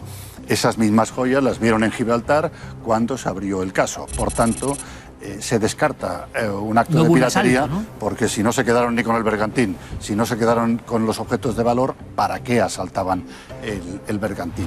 Pero parece que lo más probable, dentro de las muchas teorías que hay, son las dos teorías, digamos, más sensatas y apoyadas por personas que mejor conocen el tema del mar, es el tornado y el terremoto. Que están tan en boga, además, ahora mismo, los tornados, que hemos vuelto a ver esa naturaleza desatada y su efecto, por ejemplo, en Estados Unidos. ¿Tornado en el agua o tifón o qué? O terremoto. O terremoto. O terremoto. Se ha podido demostrar científicamente, y hay casos, en que el terremoto, igual que se nota en tierra, se puede notar en el mar. Y tiene un efecto vertical. En la vertical, el efecto es devastador, como puede ocurrir en tierra. Pero sin embargo el barco estaba bien conservado, ¿no? Eso en el mar lo único que provoca es que el barco vibre, pero no llega a destrozarlos. ¿Y podía provocar la caída de la tripulación? No, podía provocar el pánico porque dentro llevaban alcohol. Llevaban 1.701 barriles de alcohol y ese alcohol podía estallar. Y en esa situación de pánico pudo ocurrir que ellos determinaran abandonar el barco y se fueran a los botes salvavidas, los ataran al buque para tener cierta distancia y en caso de explosión poder proseguir la navegación, pero después esa soga, ese cabo, se rompiera, se encontró deshilachada un cabo en el mar y celeste y ellos se perdieran en el océano. De ahí la posibilidad de que esos dos botes después, navegando, fueran a parar a Asturias. Claro. De todas formas, con estas historias de desapariciones en alta mar, es que uno se queda como... Es como hacer un CSI a toro pasado de qué pudo ocurrir, de qué forma, y nadie sabe exactamente, porque hay unas anotaciones, ¿no? Francisco, allí algo quedó en el cuaderno de bitácora, en el algo cuaderno que puede de bitácora, ser interesante o no. Quedó la anotación del día 24 y quedó la anotación del día 25. La del 24 hecha por el capitán en el cuaderno de navegación, donde da exactamente la localización. Estaban a 110 millas al oeste de la isla de Santa María y el día 25 ya estaban justo a la altura de la isla de Santa María, y es una anotación que hace el primer oficial ya no en el cuaderno de navegación, sino en la pizarra de bitácora. Eso da idea de dónde estaba en esos días. Pero no dice nada que pueda agregar algún factor de tempestad. Ellos no dicen nada más, pero sí dice el Centro de Investigación Meteorológica de las Azores, que actualmente existe, y que ha dado a diversos investigadores, entre ellos a mí. Yo me puse en contacto con ellos para que me dieran de sus archivos cuál era la situación del tiempo, el mapa del tiempo en esos 2 días. En esos 2 días, el 24, hay un gran temporal, una gran tormenta, vientos casi huracanados. A las 5 de la mañana, el día 25, se produce la calma, pero inmediatamente después, a las 8 de la mañana, se reanuda la tempestad y la tormenta. Es el momento, es a partir de ese momento, cuando ya no se tienen más noticias, no hay anotaciones, ni se tiene ninguna información del mar y celeste. En ese momento es 8 de la mañana del día 25 de noviembre de 1872, es cuando algo ocurrió en el mar y celeste, oh gran misterio, que hizo que el capitán abandonara el barco, porque en muchos casos puede hacer abandonarlo a la tripulación, pero para que el propio capitán abandonara su barco tuvo que ser algo, una sensación de pánico tal que hiciera que se marcharan. La pregunta es, ¿por qué este caso se convierte en una especie de clip siempre adherido a los misterios? ¿Qué hace del mar y celeste algo que siempre ha estado en esa especie de mundo un poco oculto y secreto? Se convirtió en un caso mediático 30 años del Titanic. Claro, en el caso del Titanic, lo hablábamos cuando hablábamos del Príncipe de Asturias, el caso del Titanic, pues se convirtió en leyenda gracias al cine y gracias a los libros. Lo mismo ha ocurrido con el mar y celeste. Sobre el mar y celeste se han escrito 30 libros, 30 buenos libros, porque se han escrito muchos más, se han hecho 2 películas y gran cantidad de documentales. Y sobre todo, inmediatamente después de producirse el suceso, un personaje, un médico llamado Arthur Conan Doyle, que en aquel momento no había todavía pensado en crear un personaje llamado Sherlock Holmes, pero que lo crearía más tarde, escribió un relato sobre el mar y celeste, al que llamó no Mari con Y final, sino Marie, celeste. Esa historia de Conan Doyle se convirtió en algo que dio la vuelta al mundo, que todo el mundo leyó. Y a partir de ese momento la gente pensó que eso es lo que había ocurrido. Lo que Conan Doyle decía en su relato de ficción. Se mezcló ficción con realidad. Se mezcló ficción con realidad. Y a partir de ese momento empezó a mezclarse en todas las investigaciones posteriores ficción con realidad, y es lo que ha convertido el hecho en un gran misterio. Porque se ha hablado también incluso de gafes, de maldiciones, de todo tipo de cosas, como ocurre con estos casos. Se ha hablado también de un calamar gigante, se ha hablado de una ballena que simplemente salió para respirar y en el momento de respirar lanzó a todo el mundo el mar, etc. Y tiempo después incluso ha habido otros casos de personas que han dicho que eran supervivientes del naufragio y que han relatado su experiencia a bordo del mar y celeste, haciéndose pasar por, o diciendo, haciéndose reconocer como supervivientes de aquel naufragio. ¿Y qué hubo en todo eso? ¿Un simple fraude? Uno sí. Uno se sabe que era un fraude, porque se sabe que el periodista que entrevistó a un personaje que era superviviente, ese personaje era él mismo y por tanto había inventado ese personaje. Pero otro era el director de un colegio de Londres que encontró y dio a conocer unos manuscritos de una persona que había trabajado en ese colegio y que reconocía en esos manuscritos que él era el superviviente, el único superviviente del mar y celeste. Y contaba una historia que puede ser verdad, que el capitán había construido una plataforma en el bergantín para que su hija jugara sin molestar a nadie de la tripulación. Y un día, cuando el capitán, dice este personaje que era aficionado a nadar en pleno océano, cuando el capitán estaba nadando y contando pues las virtudes de la natación al resto de la tripulación, toda la tripulación estaban mirándole desde ese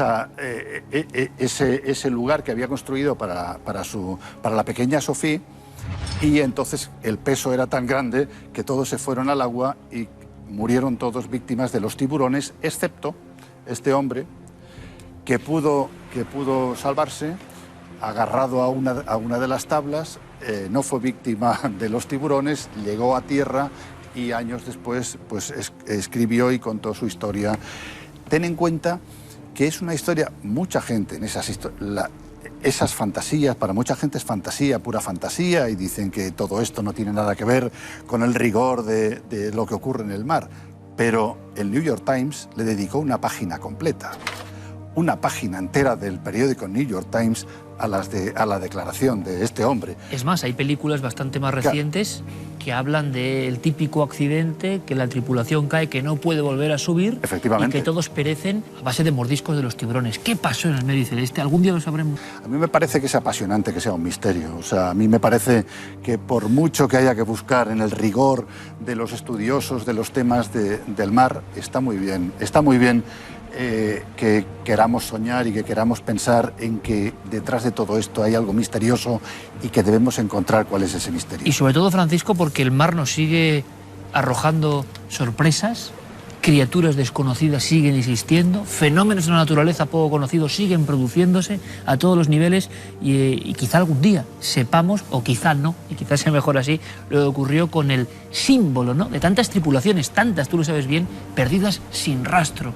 Hay que hablar un día de ese mar, donde hay un cementerio auténtico de historias. El Sargazos, claro, mar de los Sargazos. Y yo me preguntaba, ¿por qué nos atraen las historias trágicas pero humanas?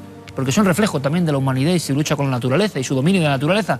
¿Por qué nos atraen? Bueno, pues habrá ocurrido igual en nuestros espectadores, ¿no? Estábamos escuchando como quien escucha los viejos cuentos, pero quizá realidades, que rebotan en nuestro inconsciente colectivo hace milenios, ¿no?, desde que la raza humana intentó dominar ese inmenso y profundo mar. Yo lo que estoy esperando, sé que ustedes también, ojalá esto llegue a buen puerto, es la investigación de Francisco García Nobel, porque le conozco un poco ya y sé que se va a poner a fondo y va a intentar sacar todos los datos. Esos cadáveres llegaron en unos botes, llegaron a Asturias, hay que descubrir ese misterio y lo contaremos aquí, Francisco. Muchísimas gracias por tu visita, gracias compañero, y hasta la próxima, ¿eh? Hasta la próxima. Muchas gracias. En fin, nos emociona, ¿no?, hablar del mar y las leyendas, los monstruos, las visiones, las luminarias, las tempestades, las maldiciones, todo eso, ¿eh? Es en el fondo un aviso de que no controlamos todo a pesar de nuestro intento constante. Vamos a viajar a otro lugar, vamos a viajar ni más ni menos que a la historia. Vamos a viajar a un punto del planeta no muy conocido a nivel de misterio, con imágenes que le van a sorprender.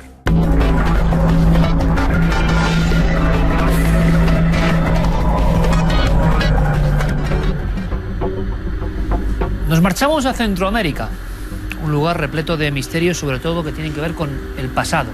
El pasado de una serie de culturas que nunca han sido bien conocidas del todo. Lo que viene a continuación es una imagen muy gráfica, casi no necesita ningún tipo de presentación ni aderezo. En España conocimos todo esto realmente a nivel popular, pues prácticamente en la frontera de los años 90. El doctor Fernando Jiménez del Oso y JJ Benítez ejecutaron de alguna forma un trabajo, unidos para todos los que amamos el misterio. Aquello fue como la maravilla. Los dos formaban un auténtico Dream Team en este caso, y con el motivo del 5º centenario se rodó En busca del misterio. Ahora, a analizar la serie, bueno, pues la televisión ha cambiado mucho, la rapidez ha cambiado mucho, pero evidentemente había fragmentos, cosas, elementos realmente insuperables. Por ejemplo, cuando en plena selva de Costa Rica descubren una de las famosas esferas que ahora ustedes van a ver, si no las conocen, pero todavía semienterrada, porque algunas de estas estructuras, que siguen siendo una gran interrogante, se hundían por su propio peso. ¿Quién las hizo? ¿Para qué? ¿Qué significaban? Es uno de los enigmas de la astroarqueología centroamericana mejor guardados, con más polémica. Yo quiero que vean estos segundos de videoteca y luego les comento algo más. No tienen pérdidas, son excepcionales. En busca del misterio, ya en los años 90, Benítez y del Oso unidos para cosas como esta. Nunca hasta hoy han sido fotografiadas o filmadas. Ningún arqueólogo conoce su existencia ni figuran en catálogo alguno. Están ahí desde que sus escultores las colocaron. Son de la altura de un hombre, pero apenas asomaban unos centímetros sobre la superficie del terreno. Están enterradas, pero no por la lluvia o el viento, sino por su propio peso. Lentamente, milímetro a milímetro, su enorme masa las va hundiendo en el suelo. Estas han necesitado 2000 años para llegar a la profundidad en que se encuentran. ¿Qué cultura desconocida sembró Costa Rica de esferas hace 2000 años? Son representaciones del Sol, de la Luna y de las principales constelaciones. Eso dicen algunos arqueólogos. pero ello significa que esa cultura americana sabía lo que el resto ignoraba, que los cuerpos celestes son esferas. Pues evidentemente yo no lo voy a contar mejor que Fernando Jiménez del Oso.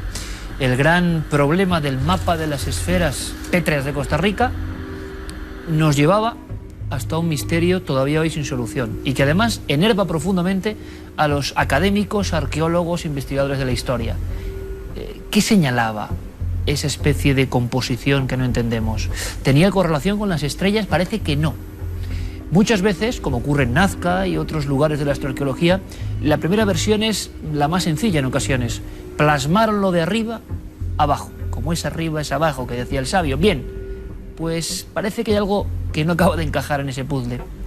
El dibujo que pueden componer las esferas de Costa Rica no lo entendemos. Quizá fue otro, quizá fue un gran mensaje para los dioses que vinieron del cielo, o quizá fue la representación, como decía Fernando, del mundo planetario que ellos contemplaban. Pero claro, nos retrotraemos al mundo centroamericano, por ejemplo, de otras culturas que solo quedan como en retazos de la historia, nunca bien conocido del todo, los olmecas y otras culturas primigenias. En Perú, en Costa Rica, en Nicaragua, en El Salvador, en Colombia. Da la sensación de que todo ese mundo que es Centroamérica y Sudamérica fue gobernado por culturas, civilizaciones, reinos que siguen dejando secretos que a veces aparecen enterrados. Yo creo que están llenas de épica las imágenes de los trabajadores sacando una más, una que no estaba catalogada. Yo creo que gracias a Fernando y a Juanjo en este caso comprendimos en España, yo por lo menos, que en Costa Rica había un misterio de forma esférica. Claro, antes de Colón, conocimientos imposibles. Una vez más, la gran incógnita, muy sólida, con varias toneladas de peso, ahí queda para que ustedes sigan investigando. Nosotros continuamos la investigación en este caso y además vienen dos muy potentes con sus testimonios en Gabinete de Expertos.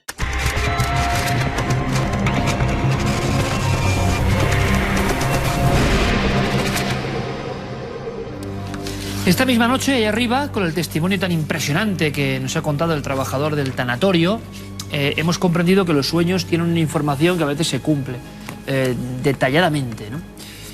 Asombrosamente también.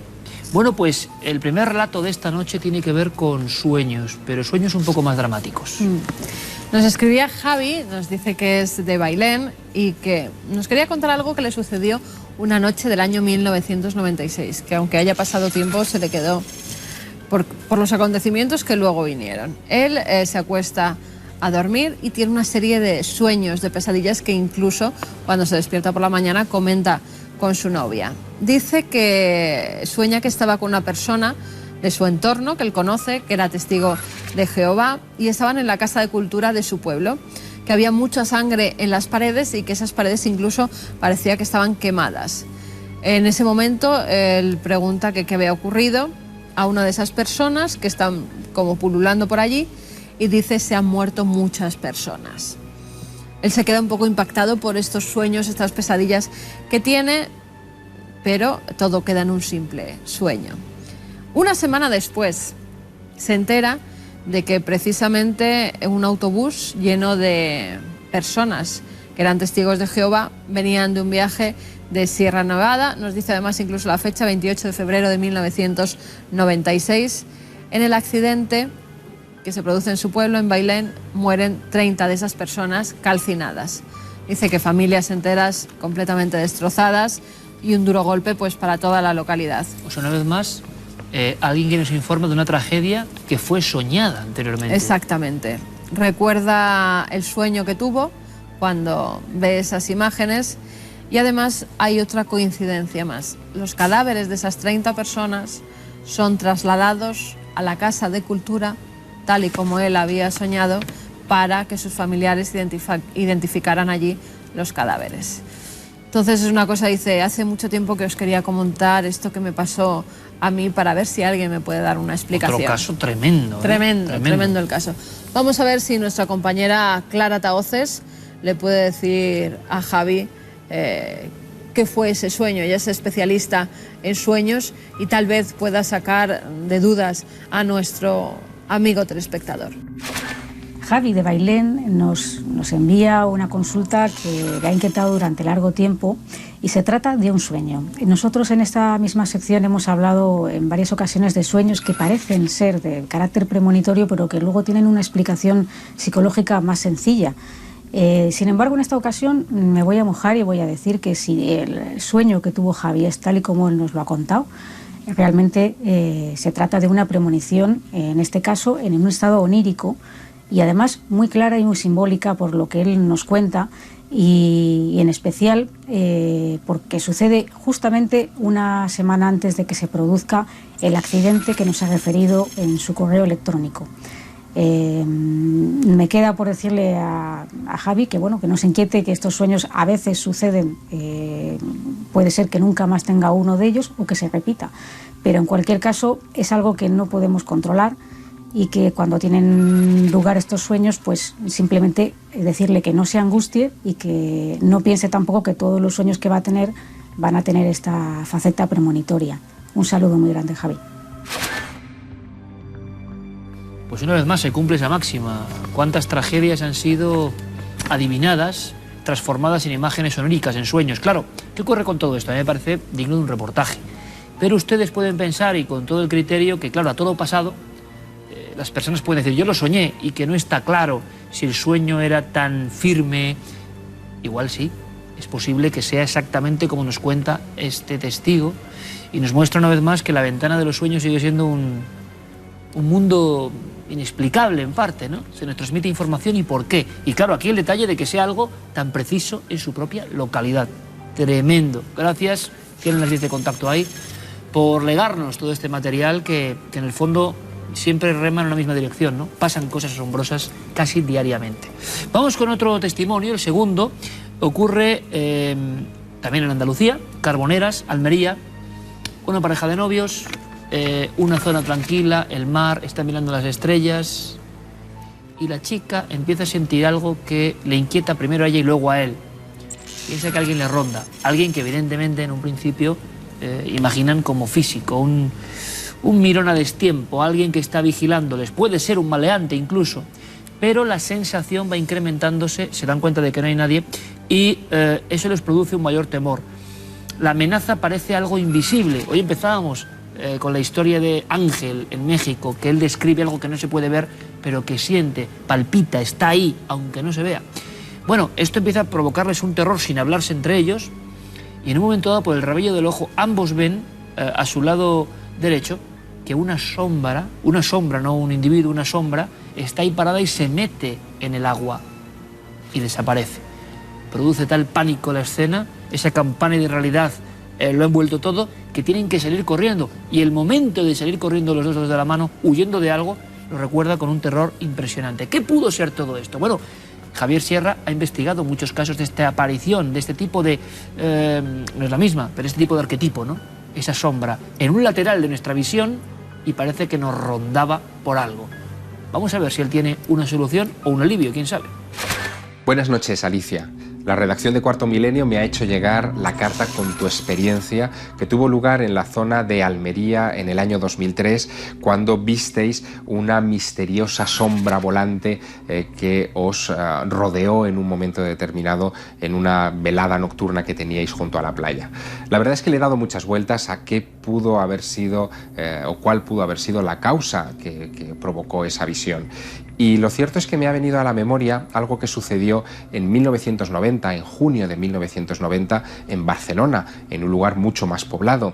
En aquel tiempo, decenas de lectores del diario La Vanguardia se pusieron en contacto con la redacción del Rotativo, informándole de que habían visto una misteriosa presencia aérea sobrevolando las azoteas y los balcones de la ciudad. Como en vuestro caso, algunos hablaban de una sombra más negra incluso que la noche, que venía incluso acompañada en aquella ocasión de graznidos, como si fuera un ave gigante, misteriosa, enorme. No se encontró una explicación para aquello. Y además es difícil que se encuentre una explicación en el hemisferio norte. Si Almería estuviera en el hemisferio sur, quizá una posible interpretación sería la visión nocturna de un albatros.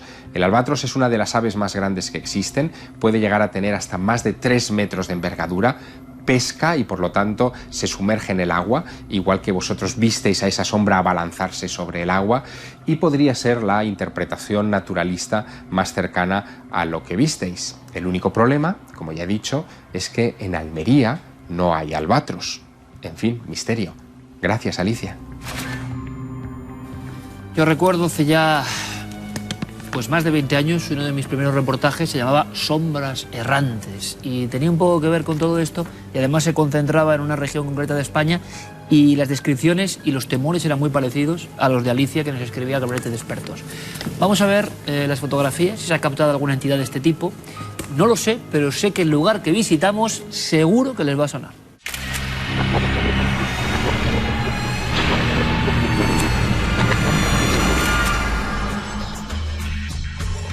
Comenzamos esta semana en un lugar que conocemos bien. Se acordarán de la experiencia de aislamiento del doctor José Miguel Gaona. Pues bien, este es el Teatro Cervantes de Almería. Hace unos años estuvo allí Mar García Reche. Con unas amigas, nos dice, intentaron visitar el teatro porque conocían la historia de apariciones que hay dentro y no lo consiguieron. Les denegaron la entrada y decidieron realizar algunas fotografías de fuera, desde fuera. Y aquí salió algo extraño. Dice, ¿puede ser la presencia que notaba vuestro compañero José Miguel Gaona cuando estaba aislado? Pues bueno, ahí vemos como una especie de hombre, de rostro. Por lo menos se ve y parece que está mirando por una ventana hacia el exterior.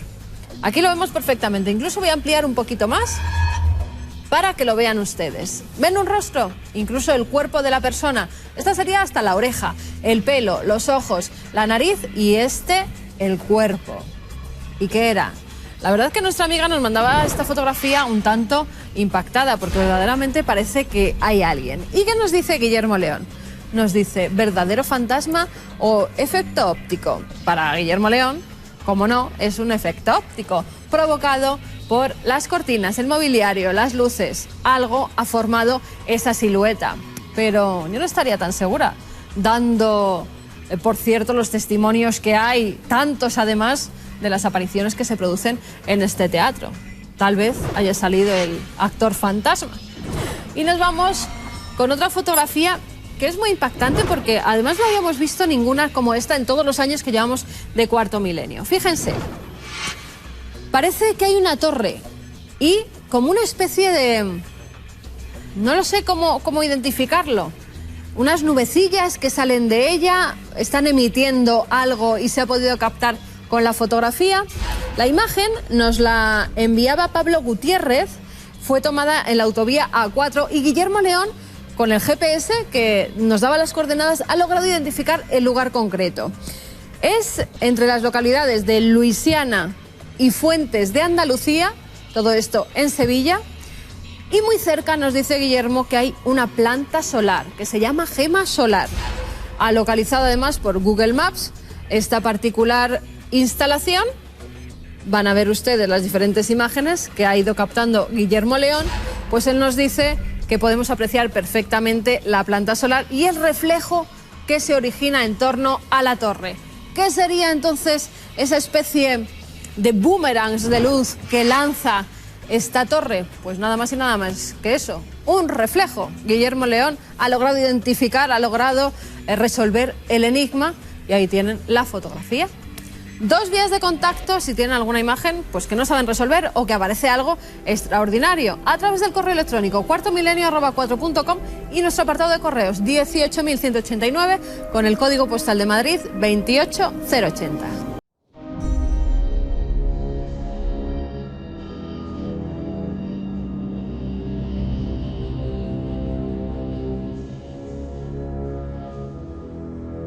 Yo les iba a hablar de otra historia en este comentario o reflexión o últimas palabras con todos ustedes, pero claro, sigo teniendo aquí, muy marcado por cierto, el mensaje de nuestro amigo Óscar y de su experiencia. Llamábamos a esta historia, a este fragmento del programa, el mensaje del difunto, y a mí me ha impactado, espero que a ustedes también. No solo el caso, que yo ya lo conocía, algunos detalles no, sino lo que había significado para la vida de esta persona, porque en el fondo puede ser el retrato de otras muchas personas que no lo han contado, que no quieren contarlo, no pasa nada, y que en su vida se ha producido este cambio. La experiencia del misterio transforma la vida cuando es auténtico, cuando es real y nos catapulta hacia otras dimensiones. No se puede pensar igual. Si uno de verdad ha estado ante algo, ante el misterio, es difícil, lo he contado muchas veces, que piense ya de la misma forma.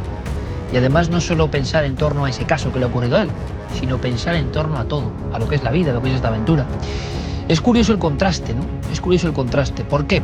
Porque hemos hablado también al principio de, bueno, esa especie de sensación del mundo del exorcismo, del endemoniado, del rito, cómo vuelve a imponerse, cómo vuelve a estar de moda, entre comillas. Y ha ocurrido un detalle en ese ámbito, hace unas semanas, en esa investigación, que me gustaría comentarles. Uno de estos compañeros, Javier Pérez Campos, indagando sobre qué estaba pasando, por ejemplo, en Madrid, en torno al nombramiento de nuevos exorcistas, ¿no? Algo que realmente inquieta o impacta o parece de otro tiempo, anacrónico. Resulta que se encontró con la respuesta por parte de personas del ámbito de la comunicación del Arzobispado de Madrid, que poco menos se reían de la historia de los exorcistas o del demonio, ¿no? Un contraste brutal, porque luego ha pasado lo que ha pasado, que se han nombrado 8. Esa desconexión, a ver si me hago entender, que a veces es muy difícil. Cómo la religión, los dogmas, me da igual la religión, como siempre, la que sea, me da exactamente lo mismo, las verdades impuestas, las cosas seguidas a marchamartillo, porque lo manda no sé quién o porque me lo han enseñado así, al final producen un caldo de cultivo que uno no sabe en qué cree y qué no deja de creer. No sabe si cree de verdad en eso o está en eso por otros motivos que le han conducido ahí. Me explico. Si uno profundamente cree con todo su derecho en las cosas de la religión cristiana desde una vertiente católica, tendrá que creer en el demonio. Y es que yo he visto a muchos exorcistas, me he entrevistado con ellos, y a muchas personas de la iglesia que casi no creen en el demonio. Entonces no tiene mucho sentido. Si usted no cree en el demonio, no sé. ¿Les da miedo hablar del demonio? ¿Parece algo tan antiguo que es mejor apartar? Pues si empiezan apartando estas cosas, al final tampoco tiene mucho sentido casi todo el credo. Cuando se cree, yo creo que tiene que ser realmente, sabiendo en qué se cree y por qué. No porque, repito, nuestros padres o abuelos, no sé quién, nos hayan impuesto, o porque sea mejor ser de esta religión que de esta otra. ¿A qué voy? A que la experiencia real del misterio nos lleva hacia tomas de conciencia a veces mucho más fuertes que la imposición de X religión. Lo digo como lo siento. Sé que hay mucha gente que sigue religiones no por la creencia real, no por el estremecimiento real, no por la convicción real, no por el análisis real, sino por otros motivos. Hay que ser de esta religión, está muy bien esta otra que parece muy snob, me hago de esta otra que es espiritual. O sea, muchos motivos que no tienen que ver, no digo todo el mundo evidentemente, pero muchas personas con las que yo me he encontrado. La religión no es un hobby. La religión no es una conducta que se sigue de generación en generación sin análisis profundo, sin sentimiento profundo. Y sin embargo, personas que igual no son religiosas, que no han aprendido esos catecismos diversos, les pasa algo misterioso y de repente su toma de conciencia, su religiosidad sagrada, su sensación de la trascendencia, me parece mucho más potente, mucho más real, mucho más auténtica que alguien que me repite la letanía sin saber qué dice. O porque tienen que decir que es así, o porque lo han dicho todos sus antepasados, o porque está de moda. El misterio como última ventana, si se entiende bien, para aproximarse al sentido sagrado de la vida. Yo no sé qué pasa, pero también hace unos años hubiese contado este caso de este hombre, Óscar, en el tanatorio, y de su mensaje del difunto desde otro punto de vista. También me pregunto sobre mí mismo, sobre mi misión, sobre qué hago. Estoy seguro que me hubiera centrado en la fenomenología, en lo espectacular, como periodista del misterio. Qué impactante, qué impresionante. Y ahora me da la sensación, igual evoluciono o igual involuciono, no lo sé, de que me interesa más el significado de eso.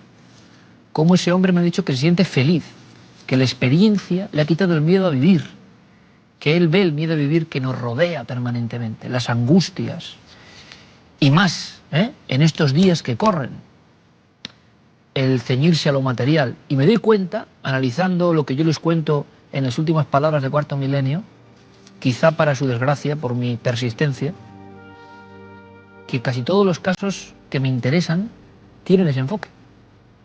Me interesa poco lo sombrío, en el sentido de si no me aporta nada más.